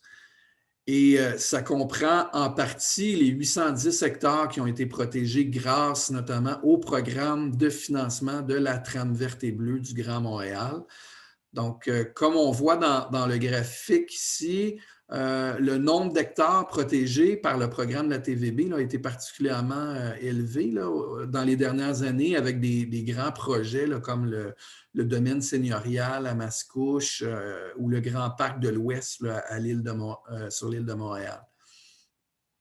En plus des projets voués à la protection de la trame verte et bleue, la CMM a également participé à financer 65 projets de mise en valeur de la trame verte et bleue, dont 13 projets sont actuellement en cours. Alors, ces projets de mise en valeur regroupent notamment des projets d'aménagement de plage, des projets de zones de baignade et de nombreux parcs riverains. En matière d'environnement, je terminerai en mentionnant qu'on suit également l'évolution du couvert forestier. On avait des objectifs d'augmenter le couvert forestier dans le PMAD. Le couvert forestier qui a légèrement augmenté depuis 2011 et qui représente maintenant 21,4 de la superficie terrestre du Grand Montréal. Donc maintenant, en conclusion, si je fais un résumé rapide, on constate que la concordance entre les outils de planification régionale et locale et le PMAD est en voie d'être complétée, mais qu'il s'agit d'un processus en fait long, comme vous avez vu dans les premières diapos que j'ai présentées. Le développement résidentiel actuel dans le Grand Montréal est caractérisé par une densification du périmètre métropolitain d'urbanisation, donc qui permet d'éviter l'empiètement en zone agricole. L'objectif de concentrer 40 des nouveaux ménages dans les aires TOD d'ici 2031 est pour le moment atteint, mais des efforts supplémentaires vont devoir être réalisés là, pour atteindre le nouvel objectif de 60 %. En ce qui concerne, en fait, on observe aussi des enjeux d'aménagement importants en matière d'urbanisation périmétropolitaine. M. Yezzoni vous a présenté quelques données tantôt, des enjeux notamment avec l'augmentation du nombre de navetteurs des municipalités du pourtour de la CMM qui viennent travailler sur le territoire de la CMM. En matière de mobilité, on constate du moins avant la pandémie, là, une stabilité de la part modale du transport collectif, mais plusieurs projets importants en cours favoriseront l'atteinte du 35 % avec un horizon là, qui est toujours 2031. Et enfin, en ce qui concerne la protection de milieux naturels, on est encore loin de l'objectif de 17 %, mais l'augmentation des superficies terrestres protégées a été vraiment soutenue au cours des dernières années, ce qui nous mène dans la bonne direction là, pour l'atteinte de notre objectif d'ici 2031. Alors voilà, ça complète ce survol du rapport de suivi du PMAD. Je vous remercie pour votre écoute. Merci beaucoup, M. Rivet. Et merci, Massimo. Si ça te va, je vais prendre le relais. Je vois qu'il y a il y a Guy qui a la main levée. Alors, je vais aller avec Guy, ensuite avec Guillaume. Donc, qui en premier? Est-ce que c'est moi? Ah, excusez-moi. Vous, monsieur le maire. Bon, merci beaucoup. Pour avoir vécu le PMA depuis des années, là, je veux juste qu'on comprenne bien quelque chose. Là. On a un obstacle majeur à la densification parce que, je vais vous donner un exemple concret, vous regarderiez, on avait un petit coin près du TOD qu'on voulait développer, mettre la densification minimale obligatoire par le PMAD, mais les citoyens se sont opposés. On n'a pas les moyens législatifs de le faire. Fait qu'eux autres se sont servis de ce moyen-là. Il y a eu une cabale. Le projet est barré. C'était pas gros, là. C'était un restant, mais ça, on le faisait avec les normes. Les gens se servent de ça pour barrer parce qu'ils ont un bois en arrière ou un petit champ et ils veulent garder ça comme ça. Ça, c'est mon premier point. Si vous voulez augmenter la densification TOD ou tout près des TOD, il faut absolument qu'on ait le moyen législatif pour qu'il y ait d'opposition possible. Si on respecte le minimum, je ne parle pas d'aller au maximum, le minimum. Ça, c'est mon premier point. Puis, juste vous dire, c'est qu'on a fait des tunnels en dessous du chemin de fer, des passages par-dessus la rivière pour faire en sorte que ces gens-là puissent se rendre d'une façon correcte en bicyclette pour rejoindre les points, la gare et tout ça. Mais ça, je reviens à ça, on peut s'opposer à ça, les citoyens. Donc, oubliez ça. On va avoir beaucoup de difficultés à augmenter dans ces coins-là. Deuxièmement, couvert forestier. Là, on oublie un joueur majeur. Puis là, encore là, je peux vous dire les cultivateurs. On a beau faire ce qu'on veut dans nos villes, là, protéger un petit bois, quand le cultivateur décide qu'il met un bois à terre pour cultiver du blé d'Inde, là, puis je pourrais vous donner des exemples, là, il n'y a rien à faire. Il n'y a rien à faire. Fait qu'on a beau protéger, avoir une politique de l'arbre, planter des arbres à chaque bungalow, À côté, il peut y avoir, puis j'ai un cas là, précis, un cultivateur qui décide de lui qui prend 4 arpents, 5 arpents, 10 arpents, il met tout ça à terre, met le feu là-dedans, enlève les souches, puis cultive du blé d'Inde. Il y a quelque chose qui ne marche pas dans l'ensemble du projet qu'on va adresser probablement lors de la réunion pour le paiement plus tard. Mais ça, après 10 ans, j'aimerais ça que la CMM ou que le PMAD tienne compte de ces choses-là qui fait qu'on va avoir de la difficulté à arriver aux objectifs qui ont été fixés. Là. Même si Forêt-Soulanges était seul à s'opposer au PMAD, je vous répète qu'on s'est opposé à peu près à 5 % du PMAD. Tout le restant était d'accord, densification et tout ça. La preuve qu'on a bien fait, je vois Massimo rire, c'est que l'hôpital nous a même été barré malgré qu'on avait un article. Donc, on n'est pas contre le PMAD, mais donnez-nous les moyens techniques de les réaliser et tenez compte de joueurs qui sont bien plus gros que nous autres, c'est-à-dire les cultivateurs. Dans notre coin, vous avez vu les chiffres de la MRC Forêt-Soulanges, c'est 70 % du territoire qui est agricole. Puis même dans la partie CMM, c'est un très gros pourcentage. Donc, c'est ça que je voulais dire. Je vous remercie beaucoup de m'avoir écouté. Merci beaucoup. C'est noté. Ah oui. Oui, merci. Merci, Guy. Guillaume? Merci beaucoup, Madame la Présidente. Rapidement, en 2015, ma conjointe finissant en urbanisme, donc je suis allé voir les présentations des étudiants là-bas. Et pour comprendre rapidement qu'il y avait une présentation qui s'appelait Le tas de manqué, puis c'était la ville de Mascouche. Donc, arrivé face à face avec ça, disons que j'ai fait un peu le saut. Aujourd'hui, je suis pas mal fier du travail qui a été fait. On a des bâtiments là, de 15-20 étages qui sont en construction présentement. Moi, le seul hic, puis j'imagine, parce qu'avoir entendu un peu Guy parler avant moi, il y a une réalité qui s'appelle l'acceptabilité. Et dans la majorité des banlieues, villes de banlieue, je peux vous dire, chez nous, là, moi, je suis bien fier d'avoir des 20 étages, mais ça ne passe pas, mais pas du tout auprès de la population. On en parlait d'ailleurs l'autre fois à la Commission de l'environnement. Moi, j'invite fortement la CMM à faire peut-être un exercice d'éducation à la population. Là, je vois toutes les subventions qu'on a. On doit pouvoir prendre un montant puis expliquer, mais davantage, là, puis dans les couronnes, pourquoi qu'on fait ça, tu sais, alentour d'une gare, puis oui, le maire peut en parler, moi j'en parle à toutes les séances, mais si la CMM venait faire de l'éducation en arrière de moi, puis en arrière de l'ensemble des villes, je pense que ça pourrait être porteur. Merci. Merci, Guillaume. C'est vrai que des fois, on connaît, nous, les bien fondés de certaines approches sans que ce soit nécessairement compris, même le mot une AirTod. Tu sais, on sait, tout le monde l'utilise, mais ça ne veut pas dire que nos citoyens, ils comprennent c'est quoi. Yves, M. Corriveau. Moi, je voulais faire du pouce sur ce que Guy et Guillaume viennent de dire. Vous savez, nous, à Mont-Saint-Hilaire, la MRC, on est au bout de la CMM. Nos enjeux sont très différents. J'ai eu la chance d'en parler à maintes reprises avec toute l'équipe de la CMM. Mais je pense que l'acceptabilité sociale, effectivement, elle est difficile. La densité dans nos villes est difficile.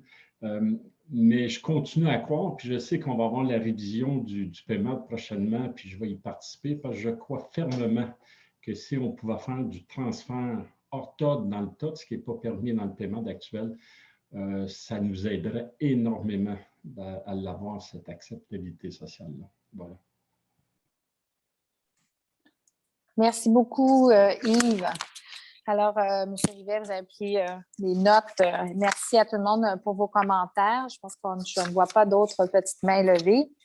Et c'est ce qui va pouvoir, ce qui complète les présentations. Alors, on va entrer dans l'ordre du jour régulier en commençant par la période de questions des citoyens et citoyennes.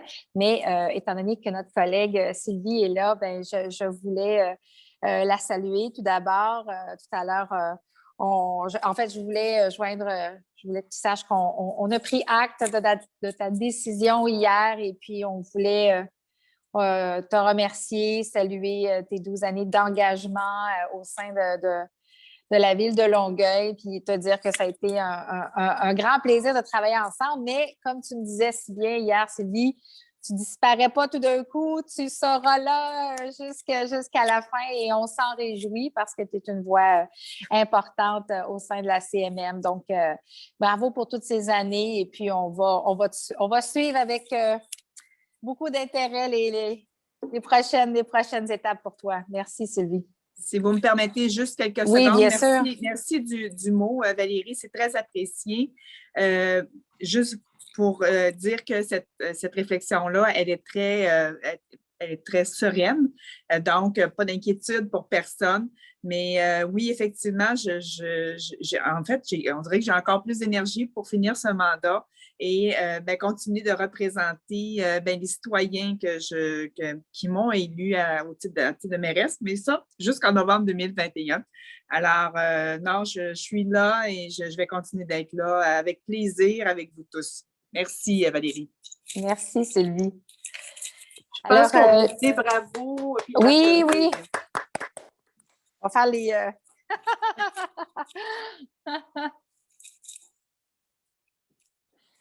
Alors, c'est ce qui nous amène aux questions des citoyens. Mais Simon, je vais te laisser... En fait, c'est peut-être Maître Céad qui va lire les questions. Parfait. On vous donne la parole.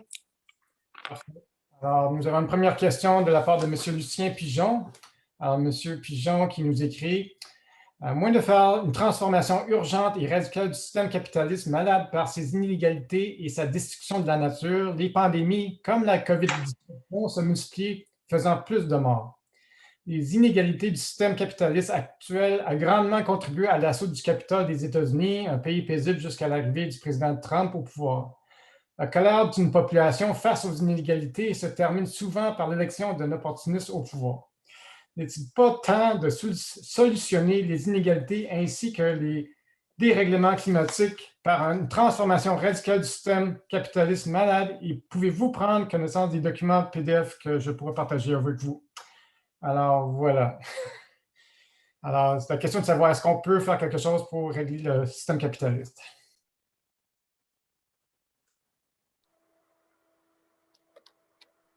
Bien, écoutez, comme M. Pigeon, on a l'habitude d'échanger, vous et nous. Et puis, je pense que ce matin, je serai brève en vous disant que au niveau municipal, l'ensemble des municipalités là, de la CMM, les 82 municipalités, on a vraiment la question des changements climatiques à cœur et on agit dans le cadre de nos pouvoirs, dans notre capacité. Mais sachez que c'est plus qu'un intérêt, on a une responsabilité et nous jouons ce rôle-là. Et je pense que dans les différents dossiers qui sont amenés, qui seront amenés dans les prochains mois. On parlait, entre autres, on a un grand projet au niveau de l'étalement urbain. Donc, c'est autant de sujets sur lesquels nous avons une prise et sur lesquels on se prononce comme municipalité. Alors, merci beaucoup pour votre question. Alors, la deuxième question de madame, de deux personnes, Catherine Vallée et Jasmine Lel. C'est bien ça? Voilà. Alors, Mme Vallée et Mme Lel, qui représentent la coalition Terrain de golf en transition. Alors, elles nous écrivent « Malgré les efforts et les investissements dans la trame verte et bleue, la superficie du territoire protégé stagne à 10 % depuis 2012 à la CMM. Les obstacles de taille se dressent pour l'atteinte de l'objectif ciblé du PMAD, soit 17 % de territoire protégé d'ici 2031. Les élus municipaux font souvent partie de ces obstacles puisque leur priorité est le développement résidentiel et commercial qui résulte en une augmentation de leurs revenus fonciers. Cela se traduit malheureusement par des consultations publiques biaisées. Nous avons observé récemment de tels biais dans des consultations publiques portant sur l'avenir de 3 anciens golfs, soit à Belleuil, où un citoyen poursuit actuellement la ville qui l'accuse d'avoir diffusé des informations erronées, à Rosemère, où la volonté du regroupement citoyen Rosemère-Vert de maintenir le zonage récréatif sur 90 % du terrain n'a même pas été présenté comme une option lors de leur consultation publique, et à Candiac, où un citoyen ayant fait une demande d'accès à l'information concernant les échanges de la ville avec la firme qui organise la consultation a reçu des documents presque entièrement caviardés. Donc, la question, est-ce que la CMM pourrait créer un commissariat responsable de rédiger des règles légalement contraignantes pour assurer la transparence du processus et la fiabilité des consultations lors des consultations publiques municipales? Ce commissariat pourrait, entre autres, voir à ce que toutes les opinions et propositions citoyennes sont considérées, les données brutes et la méthodologie utilisée pour les traiter soient accessibles à tout citoyen ou groupe de citoyens qui en fait la demande. Les municipalités n'orientent pas les questions de manière à créer un biais dans les conclusions. Les municipalités présentent des conclusions objectives, honnêtes et justes, et finalement que les plaintes des citoyens en regard des consultations publiques soient investiguées.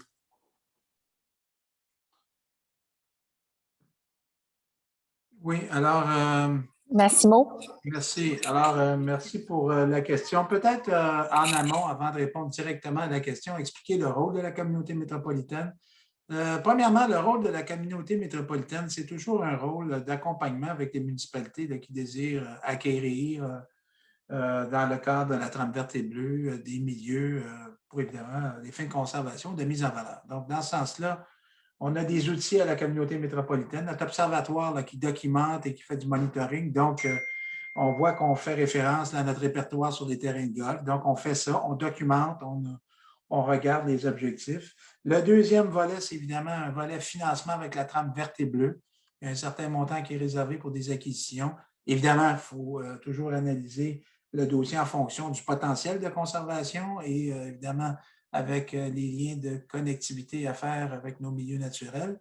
Le troisième élément qu'on regarde aussi, c'est la préoccupation des villes qui sont dans des positions d'acquisition, c'est de continuer avec acharnement d'obtenir des résultats pour nos modifications législatives concernant la juste valeur marchande, donc lorsqu'il y a des cas de réserve et d'expropriation. Donc, on collabore étroitement avec un certain nombre de municipalités, dont les villes de Mascouche, de Candiac et de Laval. Donc, on travaille très fort, même avec Montréal via l'UMQ. Et donc, on est présent, puis on répond présent. Mais sur le volet de consultation, la CMM n'a pas juridiction dans les processus de consultation municipaux. Mais lorsque les villes interviendront et souhaitent l'expertise de la CMM, nous y serons et nous pourrons apporter une contribution. Donc, on trouve extrêmement intéressant ce qui se passe au niveau des golfs. Et on va appuyer les villes qui désirent aller de l'avant avec la protection des milieux qui sont identifiés et qui seront soumis à la communauté métropolitaine de Montréal. Merci, Madame la Présidente.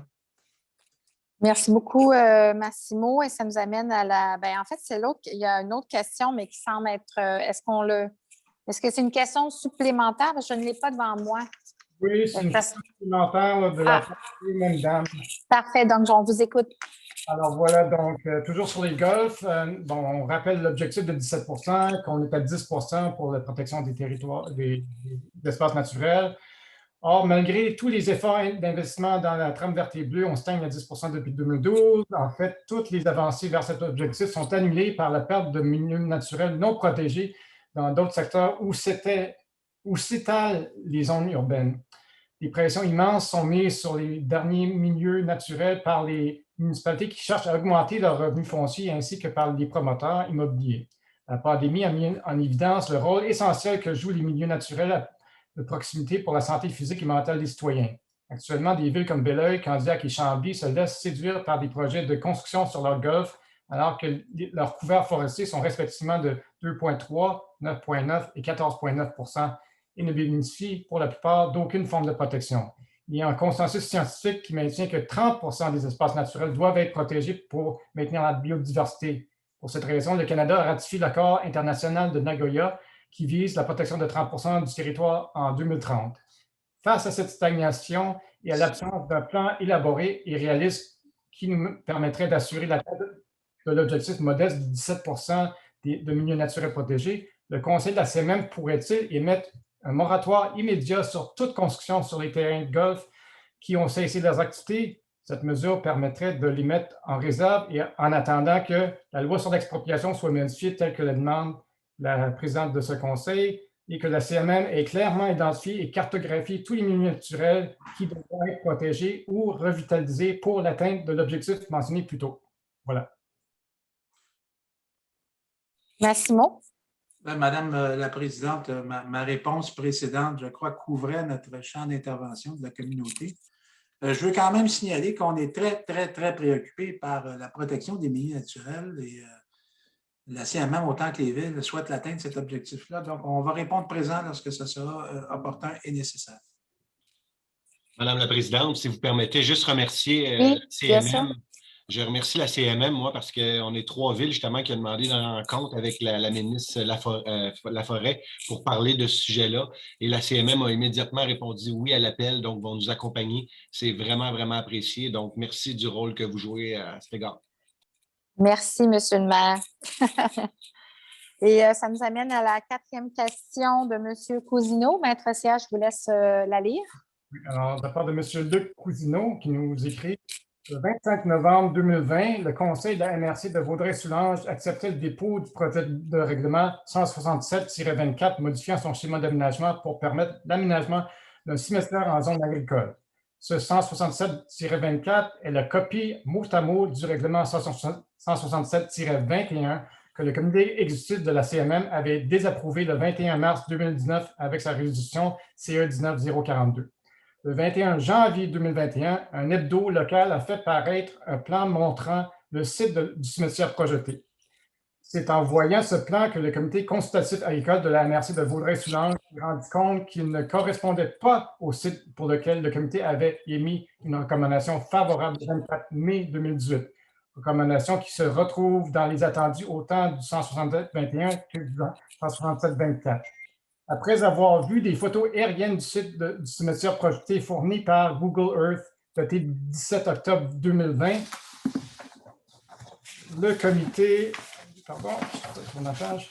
agricole a constaté que le terrain portait un champ de soya qui était en train d'être récolté et qui correspondait parfaitement à la description contenue dans la résolution CA 19-042, soit terrain convoité dans la zone agricole qui est de 4,5 hectares, dont 3,5 hectares étaient en constitution en 2017.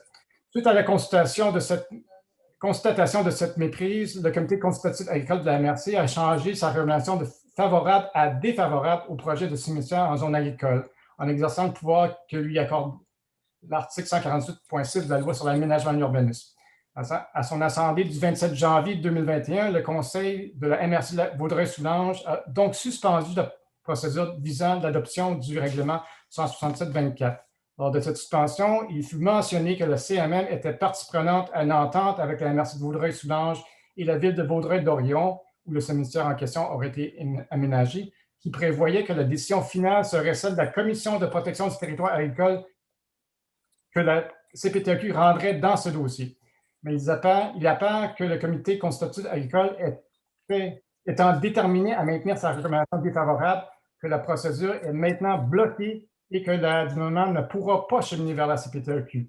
La question, est-ce que le CMM entend rester partie prenante à cette entente qu'elle avait acceptée avant que ne surviennent ces derniers développements? Voilà. Merci beaucoup. M. Yedjani?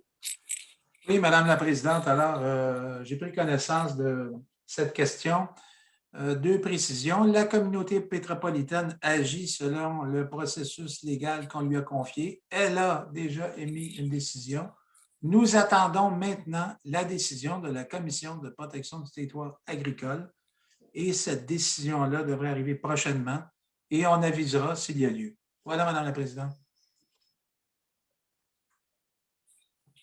Merci beaucoup. Et ça nous amène à la dernière question de M. Walker.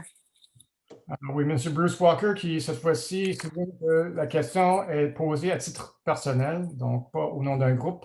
Alors, cette question est la suivante, et il s'adresse à l'ensemble des membres du Conseil. Avez-vous voyagé à l'extérieur de la province du Québec entre le 1er décembre 2020 et le 31 janvier 2021? Et si oui, pouvez-vous expliquer les raisons pour lesquelles vous êtes parti en voyage?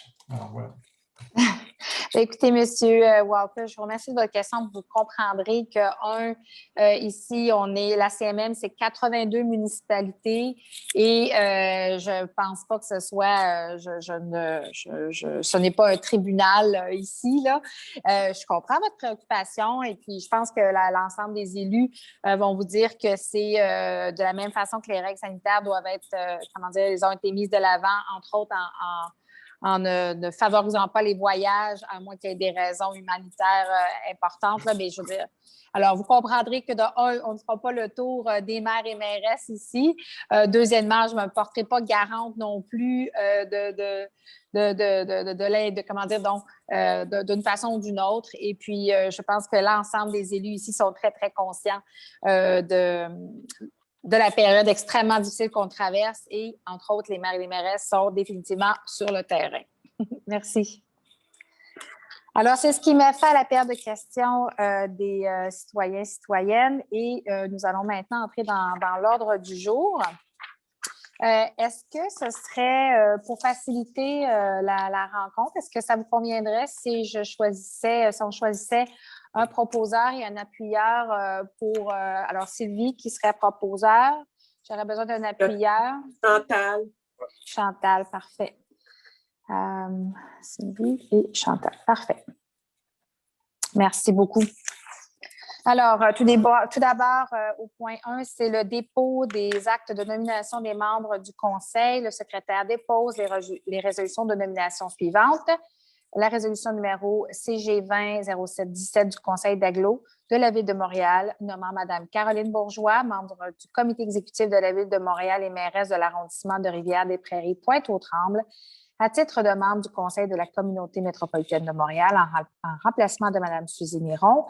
Et enfin, la résolution numéro CG 210057 du Conseil d'agglo de la Ville de Montréal nommant Mme Marianne Giguère, conseillère de la Ville de Montréal à titre de membre du Conseil de la CMM en remplacement de Mme Bourgeois. Alors, bien sûr, Mme Miron, merci pour votre travail et merci à Mme Bourgeois d'avoir assuré l'intérim et on souhaite la bienvenue à notre collègue Marianne Giguère qui est avec nous ce matin. Bonjour, Marianne.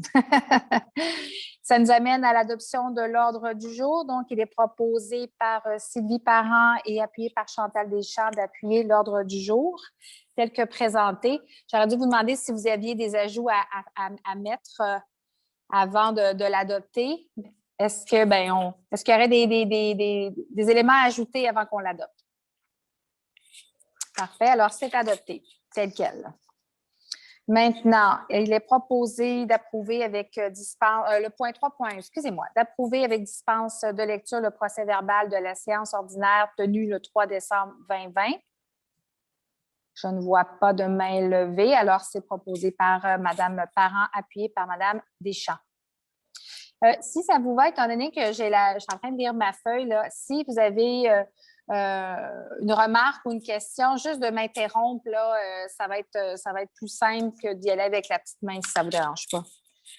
Merci. Alors, le 3.2, c'est l'approbation du procès-verbal de la séance extraordinaire du budget du 3 décembre 2020. Alors, bien sûr, d'approuver l'adoption du procès-verbal.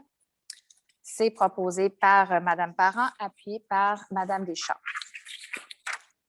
Au niveau de l'environnement, le 4.1, il est proposé au Conseil d'adopter le programme de financement métropolitain des projets municipaux de collecte des matières organiques dans les habitations de plus de 8 logements, d'approprier une somme de 350 000 $ à même les disponibilités non autrement appropriées du Fonds de développement métropolitain à ce programme. Et enfin, d'autoriser le directeur général à approuver les projets, à fixer le montant de l'aide financière en conformité avec le programme de financement métropolitain des projets municipaux de collecte des matières organiques dans les habitations de plus de 8 logements et à signer une entente de financement avec les administrations bénéficiaires. Alors, c'est proposé. Est-ce que je peux poser une question, madame? Oui, bien sûr, M. Pilon, allez-y. Je veux juste m'assurer, c'est que pour les habitations de plus de 8 logements, et non pas, c'est pour les habitations à partir de 8 logements. C'est 8 logements et plus. Plus de 8. C'est ça. Donc, on parle de 10 parce qu'on sert rare les 9 logements. Là. OK, parfait. Merci. C'est vraiment pour aller dans les blocs appartements, là, essentiellement, parce qu'on sait qu'il y a des difficultés, il y a des enjeux supplémentaires à ce type de collecte, autre que la maison unifamiliale ou autre. Là. Donc, c'est 8 logements et plus. Merci. Donc, c'est pas 8 logements et plus, c'est de plus de 8 logements. Plus de 8. Oui, c'est ça. Plus de 8, c'est vrai, tout à fait. C'est beau, merci. Oui. Merci. Oui, tout à fait, Guy. C'est moi qui l'ai dit tout croche. Donc, c'est proposé par Sylvie Parent et appuyé par Mme Deschamps. Ça nous amène dans les 5, les finances. Il est proposé que le Conseil adopte le règlement 2021-86, modifiant le règlement numéro 2004-24 sur le programme de partage de la croissance de l'assiette foncière afin d'ajuster le taux pour l'année 2021 conformément aux prévisions budgétaires adoptées par le Conseil le 3 décembre 2020.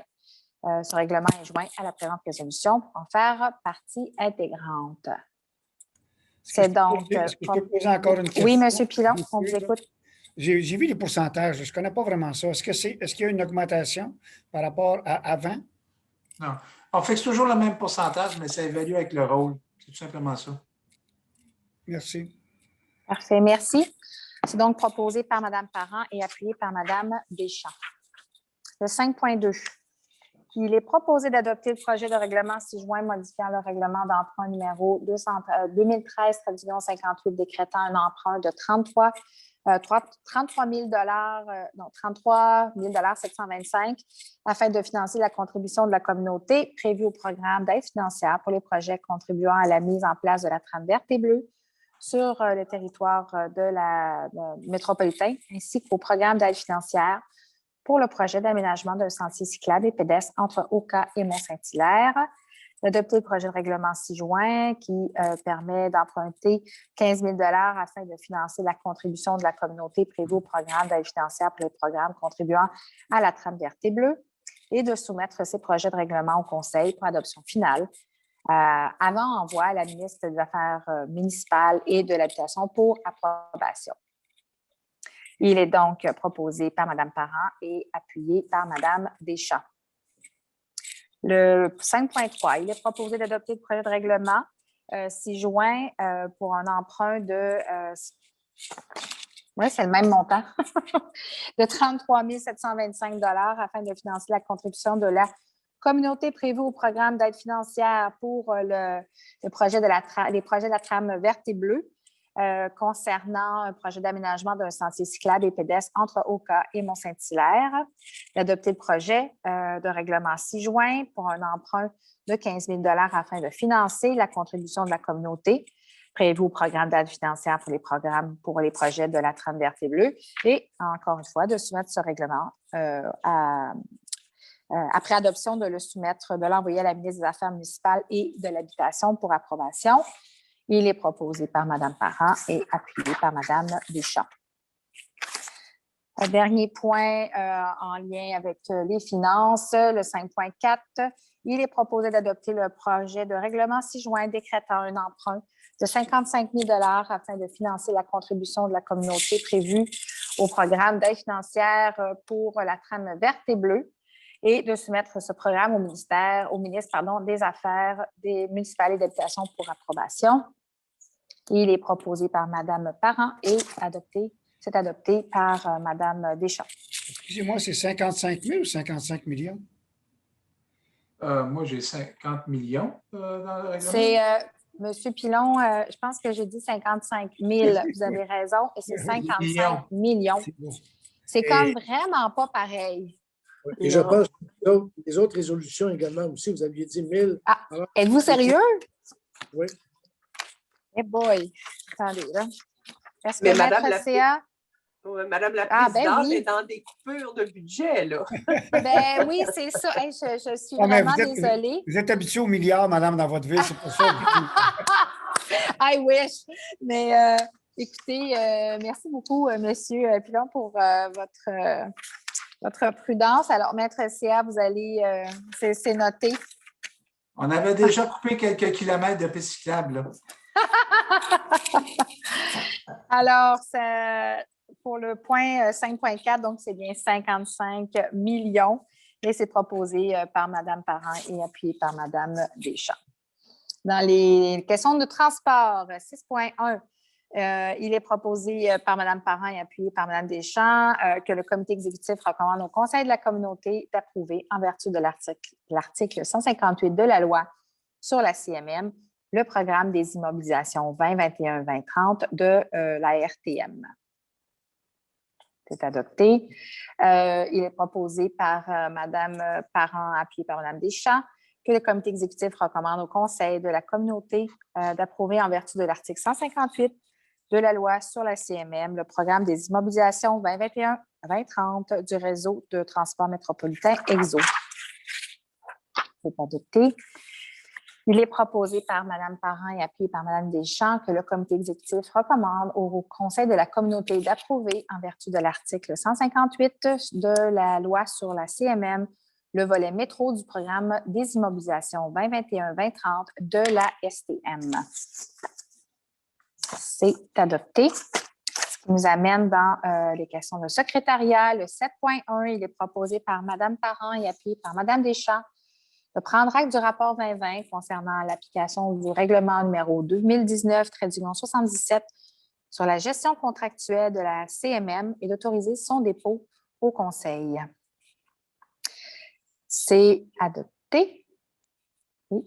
Et le 7.2, il est proposé par Mme Parent et appuyé par Mme Deschamps de prendre acte du tableau des activités des commissions permanentes et du comité consultatif agricole pour l'année 2020 et d'en autoriser le dépôt au Conseil. C'est adopté. Et ça nous amène à la section des 8 des rapports, entre autres, de nos différents présidents, présidentes.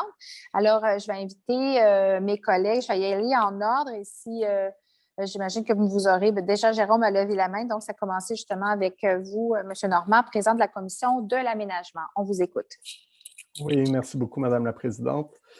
Donc, aujourd'hui, la Commission dépose son rapport d'étape concernant le mandat de proposer un aménagement du territoire mieux adapté aux enjeux de santé publique dans un contexte d'épidémie ou de pandémie.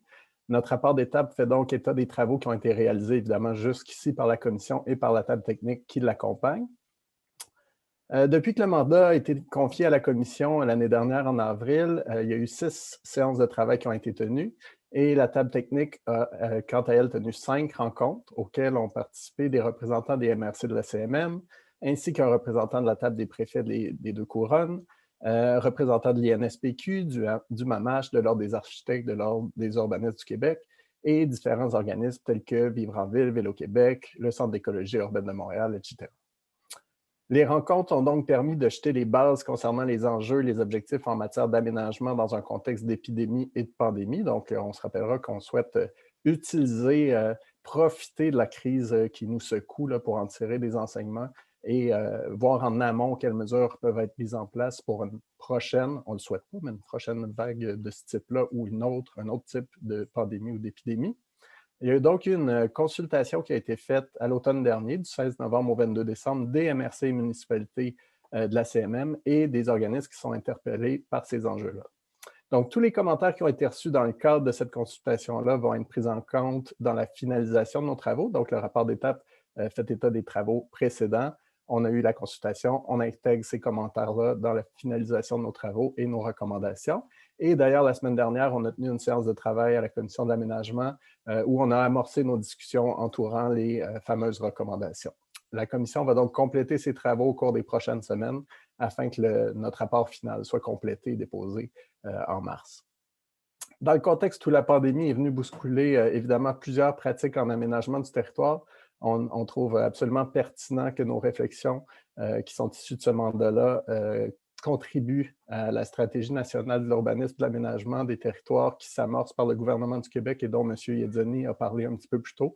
On pense que nos travaux tombent vraiment à point dans le cadre de cette conversation nationale. Finalement, et non le moindre, à la dernière séance du comité exécutif de la CMM, la Commission s'est vue confier un nouveau mandat, le mandat d'évaluer les impacts du déploiement du REM, du Réseau Express métropolitain, en matière d'aménagement et de développement sur le territoire de la communauté. Le réseau structurant de transport en commun métropolitain inscrit au PMAD constitue l'armature pour la gestion de l'urbanisation selon les principes TOD et le REM fait partie de ce réseau structurant métropolitain. Mais son déploiement annoncé, il n'est pas prévu. Donc, le mandat va permettre de faire sortir les impacts éventuels et formuler des recommandations pour s'assurer que le déploiement du REM soutienne les objectifs qui sont poursuivis par le PMAD. Voilà, ça fait le tour. Merci beaucoup.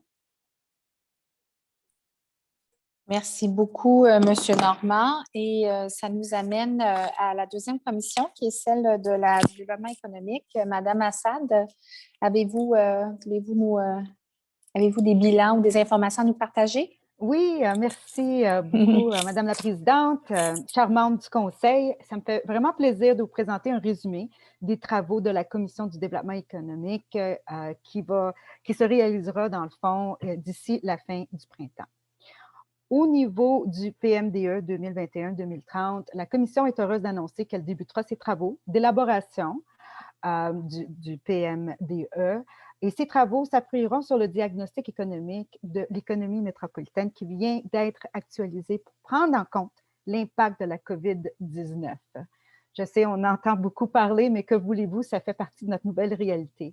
Ce diagnostic a permis de dégager les principaux défis que la communauté et ses partenaires devront relever au cours des prochaines années.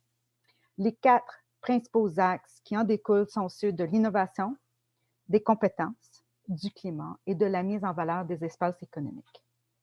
Les 2 premiers axes ont été couverts lors des précédents plans. Comme vous le savez, ils seront revisés et raffinés en fonction des enjeux actuels, mais on a quand même des nouveaux moyens qui seront proposés pour agir efficacement sur l'augmentation de la productivité et de la compétitivité de l'économie métropolitaine. excuse-moi, je vais pas mal m'exprimer. Les axes climat et mise en valeur des espaces économiques sont de nouveaux chantiers du PMDE. Ils sont déterminants non seulement pour renforcer la compétitivité de l'économie métropolitaine, mais aussi afin de s'assurer de son développement durable. De nouveaux indicateurs seront développés afin de suivre l'accélération de la transition énergétique. L'élaboration du plan se fera en mettant en contribution la participation des partenaires économiques locaux afin de bien intégrer les enjeux de chacun et de mobiliser l'ensemble des acteurs pour la mise en œuvre du plan. Lors de nos premières réunions cette année, nous aborderons d'abord les enjeux spatiaux et environnementaux. Nous travaillerons ensuite sur le thème de l'innovation et de celui des compétences et nous ferons part de notre progrès tout au long de l'année. Une année très importante. Dans le cadre du renouvellement des ententes avec 9 des 10 secrétariats des GRAP financiers par la communauté, la commission recevra les secrétaires des GRAP suivants. Puis, juste permettez-moi de les énumérer parce qu'on va vraiment consulter plusieurs et discuter avec plusieurs. Le premier, c'est Aéro Montréal, la GRAP de l'aérospatiale. Deuxième, c'est Alu Québec, GRAP de l'aluminium, ainsi que BCTQ, GRAP du cinéma et de la télévision. Écotech Québec, GRAP des technologies propres. Finance Montréal, GRAP des services financiers. M-Mode, GRAP de la mode. Montréal InVivo, GRAP des sciences de la vie et des technologies de la santé. NUMANA, je suis vraiment désolée, j'espère qu'ils vont me pardonner si je l'ai mal prononcé, GRAP des technologies de l'information et des communications. Et finalement, Propulsion, GRAP des transports électriques et intelligents. Bon, la GRAP recevra finalement Montréal International, bien sûr, qui est en renouvellement d'entente dans le but d'optimiser la coordination et le déploiement des efforts de ses partenaires du développement économique. La Commission évaluera lors de ces rencontres comment mieux optimiser l'action des secrétariats des GRAP de Montréal International en lien avec tous les enjeux auxquels on fait face et les enjeux du PMDE. Bon, voilà, je vous remercie beaucoup pour votre patience. Ceci résume les travaux à venir de la Commission du développement économique, des équipements métropolitains et des finances. Je tiens quand même à vous dire que c'est vraiment un plaisir pour moi de travailler au sein de cette commission avec une équipe très dynamique et très dédiée. Je vous dirais, il y a beaucoup de talent autour de la table, ainsi que les membres élus qui participent. Et puis, bon, on va continuer, on va vous tenir au courant et j'ai bien hâte de pouvoir vous déposer de quoi au courant de cette année. Merci beaucoup pour votre attention. Merci, Doreen, vraiment. Et ça m'amène à la commission de l'environnement et j'aimerais que M. Lagos, je vous laisse le micro. Oui, bonjour Madame la Présidente, je vous remercie. Bonjour chers collègues. Alors, nous à la Commission de l'environnement, depuis le mois de décembre, nous avons tenu des séances de travail et de consultation dans le cadre de 2 mandats en cours de réalisation, soit l'urgence climatique et l'élimination des résidus ultimes. En ce qui a trait au mandat sur l'urgence climatique, diverses municipalités et organisations ayant déposé des mémoires dans le cadre de la consultation ont rencontré les membres de la Commission lors de séances tenues au cours du mois de février afin de discuter de solutions pouvant être mises en place par la communauté dans le respect de sa juridiction.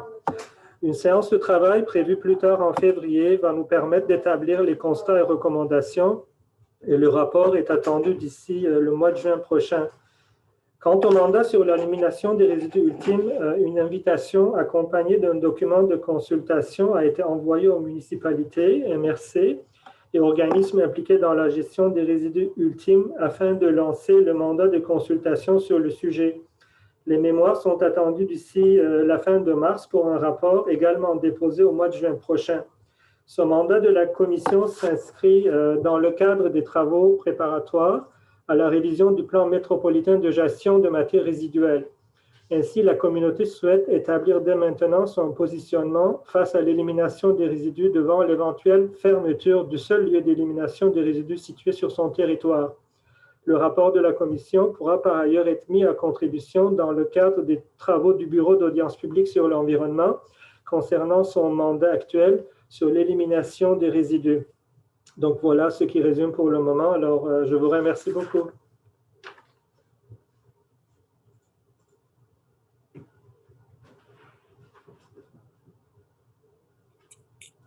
Merci beaucoup. Et ça nous amène à la dernière présentation, qui est celle, enfin, je pense, Monsieur William, vous allez nous entretenir de la Commission du logement social, n'est-ce pas? Oui, bien sûr. Merci, Madame la Présidente. Chers membres du Conseil, depuis le Conseil du 3 décembre dernier, les membres de la Commission du logement social ont réalisé en collaboration avec le personnel de la CMM une série de 6 vidéos sur les enjeux du logement social dans les différents secteurs de la CMM. Notre objectif est d'expliquer avec des cas concrets les principaux défis auxquels nous sommes confrontés dans chacun de nos municipalités, notamment la réhabilitation du parc HLM et la relance du programme Accès Logis afin de construire de nouveaux logements sociaux. Ces vidéos illustrent l'importance du logement social pour le dynamisme de nos communautés. Elles mettent aussi de l'avant l'implication des municipalités dans la recherche de solutions et soulignent l'importance de l'implication du gouvernement du Québec et du Canada dans la concrétisation des projets de la Couronne Sud, chez nous à Saint-Amable, à Laval, à Longueuil, sur la Couronne Nord, à Terrebonne et à Montréal. Je vous invite à les visionner et à les partager. Ces vidéos ont été conçues pour appuyer nos demandes prébudgétaires en logement social. Le 2 février dernier, la CMM rendait ces demandes prébudgétaires publiques. Les demandes en logement social s'appuient sur les travaux de la Commission du logement social du printemps dernier qui ont été intégrés aux demandes de la CMM en réponse avec la pandémie. Notre principal message est qu'il est impératif, dans un contexte de crise du logement qui se double d'une crise sanitaire, que Québec s'engage dans un vaste chantier de construction de nouveaux logements, de coopératives et d'OBNL d'habitation, ainsi que de réhabilitation du parc HLM. Espérons que le prochain budget du gouvernement du Québec, qui est attendu le mois prochain, contiendra des annonces qui nous permettront de nous réjouir. Aussi, il me fait plaisir de vous annoncer que la Commission du logement social amorcerait le 19 mars ses travaux dans le cadre du mandat permanent des suivis financiers. Nous analyserons bien sûr les remboursements de la CMM dans le cadre des différents projets du logement social et abordable pour l'année 2020. Nous porterons aussi une attention spéciale aux interventions récentes et à venir du fédéral et provincial dans les financements du logement social. Nous nous intéressons aussi à l'entente Canada-Québec sur le logement signée en octobre dernier. Et qui devrait à terme se traduire par des investissements de 1,8 milliard de la part de la SCHL ainsi qu'une contribution équivalente du Québec pour un total de 3,7 milliards d'ici 2028.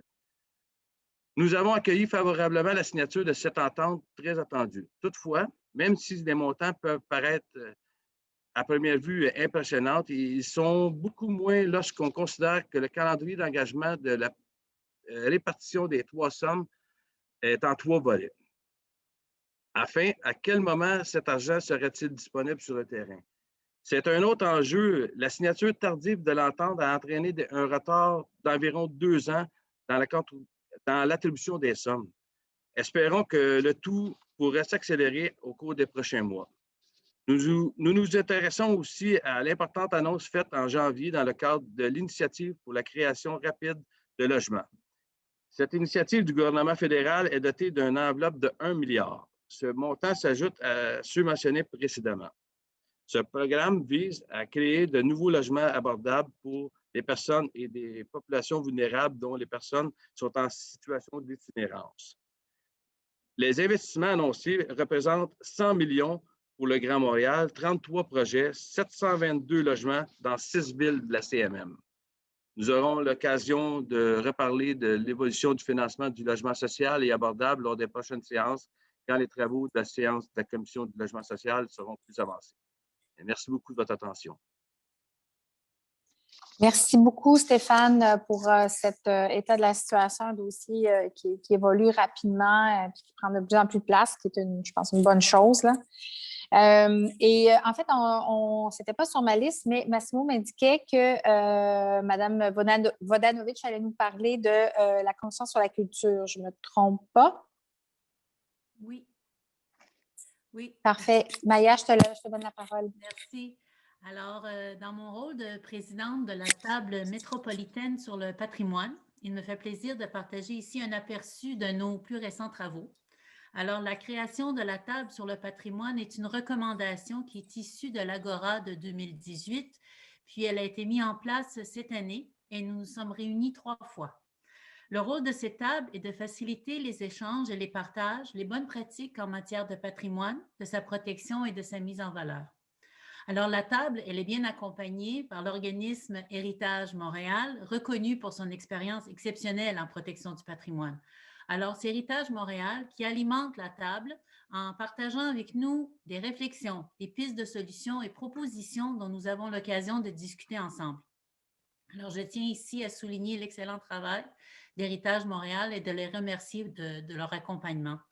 Et dans le cadre de nos travaux, nous nous intéressons à une proposition, c'est de mettre en place un bureau de projet dédié à la requalification de propriétés patrimoniales de la grande région métropolitaine de Montréal. Et nous suivons avec intérêt l'avancement de ce projet qui est initié par Héritage Montréal. Alors, nous suivons également l'évolution du projet de la loi 69 qui modifie la loi sur le patrimoine culturel, dont le sort final est encore incertain. Dans la réforme attendue, un rôle est souhaité pour la CMM, notamment pour la réalisation d'un inventaire à l'échelle métropolitaine pour qu'on puisse avoir un réel portrait de notre richesse patrimoniale. Par ailleurs, nous procédons prochainement à un appel de proposition auprès de toutes les 82 municipalités de la CMM pour qu'elles nous signalent leurs bons coups et projets inspirants en matière de protection du patrimoine. Car il est vrai que dans le dossier du patrimoine, chacun de nos MRC ou villes, on a des histoires d'horreur, des histoires d'échecs, mais en même temps, nous avons tous des histoires inspirantes. Et c'est ces histoires-là que nous aimerons mieux faire connaître. C'est notre souhait que de faire connaître ces bonnes pratiques afin qu'elles soient une source d'inspiration pour l'ensemble des municipalités de la CMM. Alors, plusieurs élus préoccupés par les questions liées au patrimoine siègent sur cette table et vous me permettrez ici de les nommer. Ils sont ici avec nous aujourd'hui. Je vais commencer par mes collègues ici au Conseil. M. Pierre Charron, maire de Saint-Eustache, qui a d'ailleurs fait une présentation assez exceptionnelle hier qui a inspiré plusieurs autres personnes. M. Yves Corriveau, maire de Mont-Saint-Hilaire.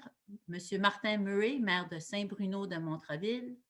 M. Jérôme Normand, membre du conseil municipal de la Ville de Montréal et président de la commission de l'aménagement de la CMM.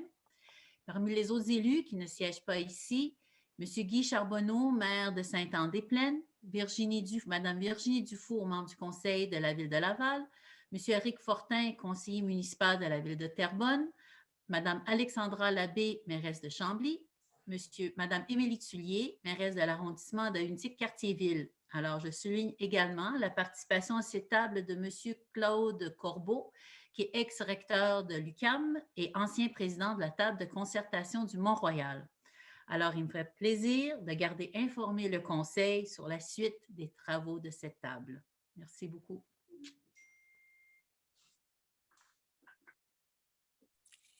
Merci beaucoup, Maya. Et en fait, avant qu'on arrive avec les... merci pour les rapports des commissions, qu'on arrive à la question des membres, questions, commentaires des membres du Conseil. Et je vais quand même me permettre tout de suite de... Je vais être la première. Ce n'est pas tant une question, mais plutôt un commentaire. Je pense qu'on a tous suivi avec intérêt ce qui se passe avec le corridor Châteauguay-Léry. Et bien sûr, la position de la CMM, elle est claire, c'est-à-dire qu'on va appuyer les démarches de la protection de ce corridor-là, puis qu'en fait, on veut continuer à soutenir les municipalités, surtout les moyennes et les petites, qui ont définitivement, pas nécessairement autant de ressources qu'une grande ville comme Montréal ou Laval et Longueuil, et pourtant la préservation des espaces verts est absolument, est vraiment importante. Donc, je voulais vraiment vous dire que comme présidente de la CMM, moi, bien sûr, je vais continuer d'appuyer cette demande-là. Puis nous, c'est une bonne façon de de s'inscrire dans un dialogue de recherche de solutions. Comment est-ce que la CMM, avec ses outils, avec ses règles, avec son PMAD, avec tout le PMAD un peu moins, puis le corridor de l'ERI, mais il en demeure pas moins qu'on peut jouer un rôle très, très important dans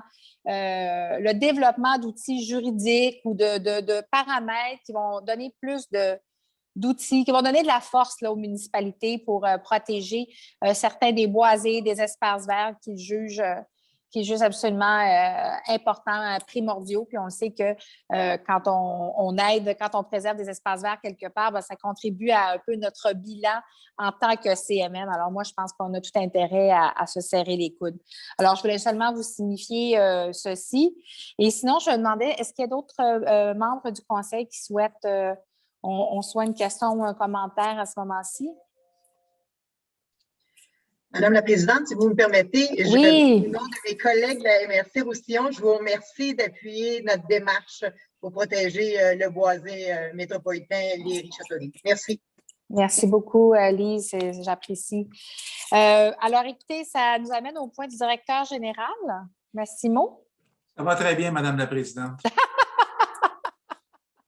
Bon, super. Et finalement, pour le point 9, il y a des documents qui ont été déposés pour les membres, le rapport d'étape de la Commission de l'aménagement, le procès-verbal de la séance du comité exécutif du 28 janvier 2021 et enfin la liste des contrats déposés en vertu de l'article 47.1 de la loi de la CMM du 20 novembre 2020 au 14 février 2021. Bien, écoutez, on rentre dans nos temps, on est très efficace, il est 11h57. Je tiens à vous remercier tout le monde de votre présence ce matin. Je pense que comme moi, vous devez être enthousiaste à l'arrivée plus importante de vaccins là, dans la région métropolitaine. Pour moi, c'est une excellente nouvelle parce qu'on le sait que ça a été difficile pour nous tous et toutes à géométrie variable, mais il en demeure pas moins qu'il y a beaucoup d'échanges entre nos populations. Donc, on a tout intérêt à s'attarder à la région métropolitaine. Et puis, je vais vous souhaiter une belle semaine de relâche. Si vous en prenez une, si vous passez du temps avec les enfants et les amis. Et puis, je sais que comme moi, vous allez continuer à répéter ad nauseam de respecter les règles sanitaires à vos citoyens. Donc, prenez un peu de temps par cette belle semaine qui s'en vient pour vous reposer parce que Sylvie ne sera pas avec nous à la prochaine campagne, mais en tout cas, pour l'instant, on a intérêt à prendre de l'énergie d'ici là. Je parle pour moi, je pense. Quand c'est rendu que je mélange des milliers et des millions, là, il est temps que je prenne une petite pause. Merci beaucoup tout le monde, puis je vous souhaite une bonne journée. Merci, au revoir tout le monde. Au revoir tout le monde. Bonne journée.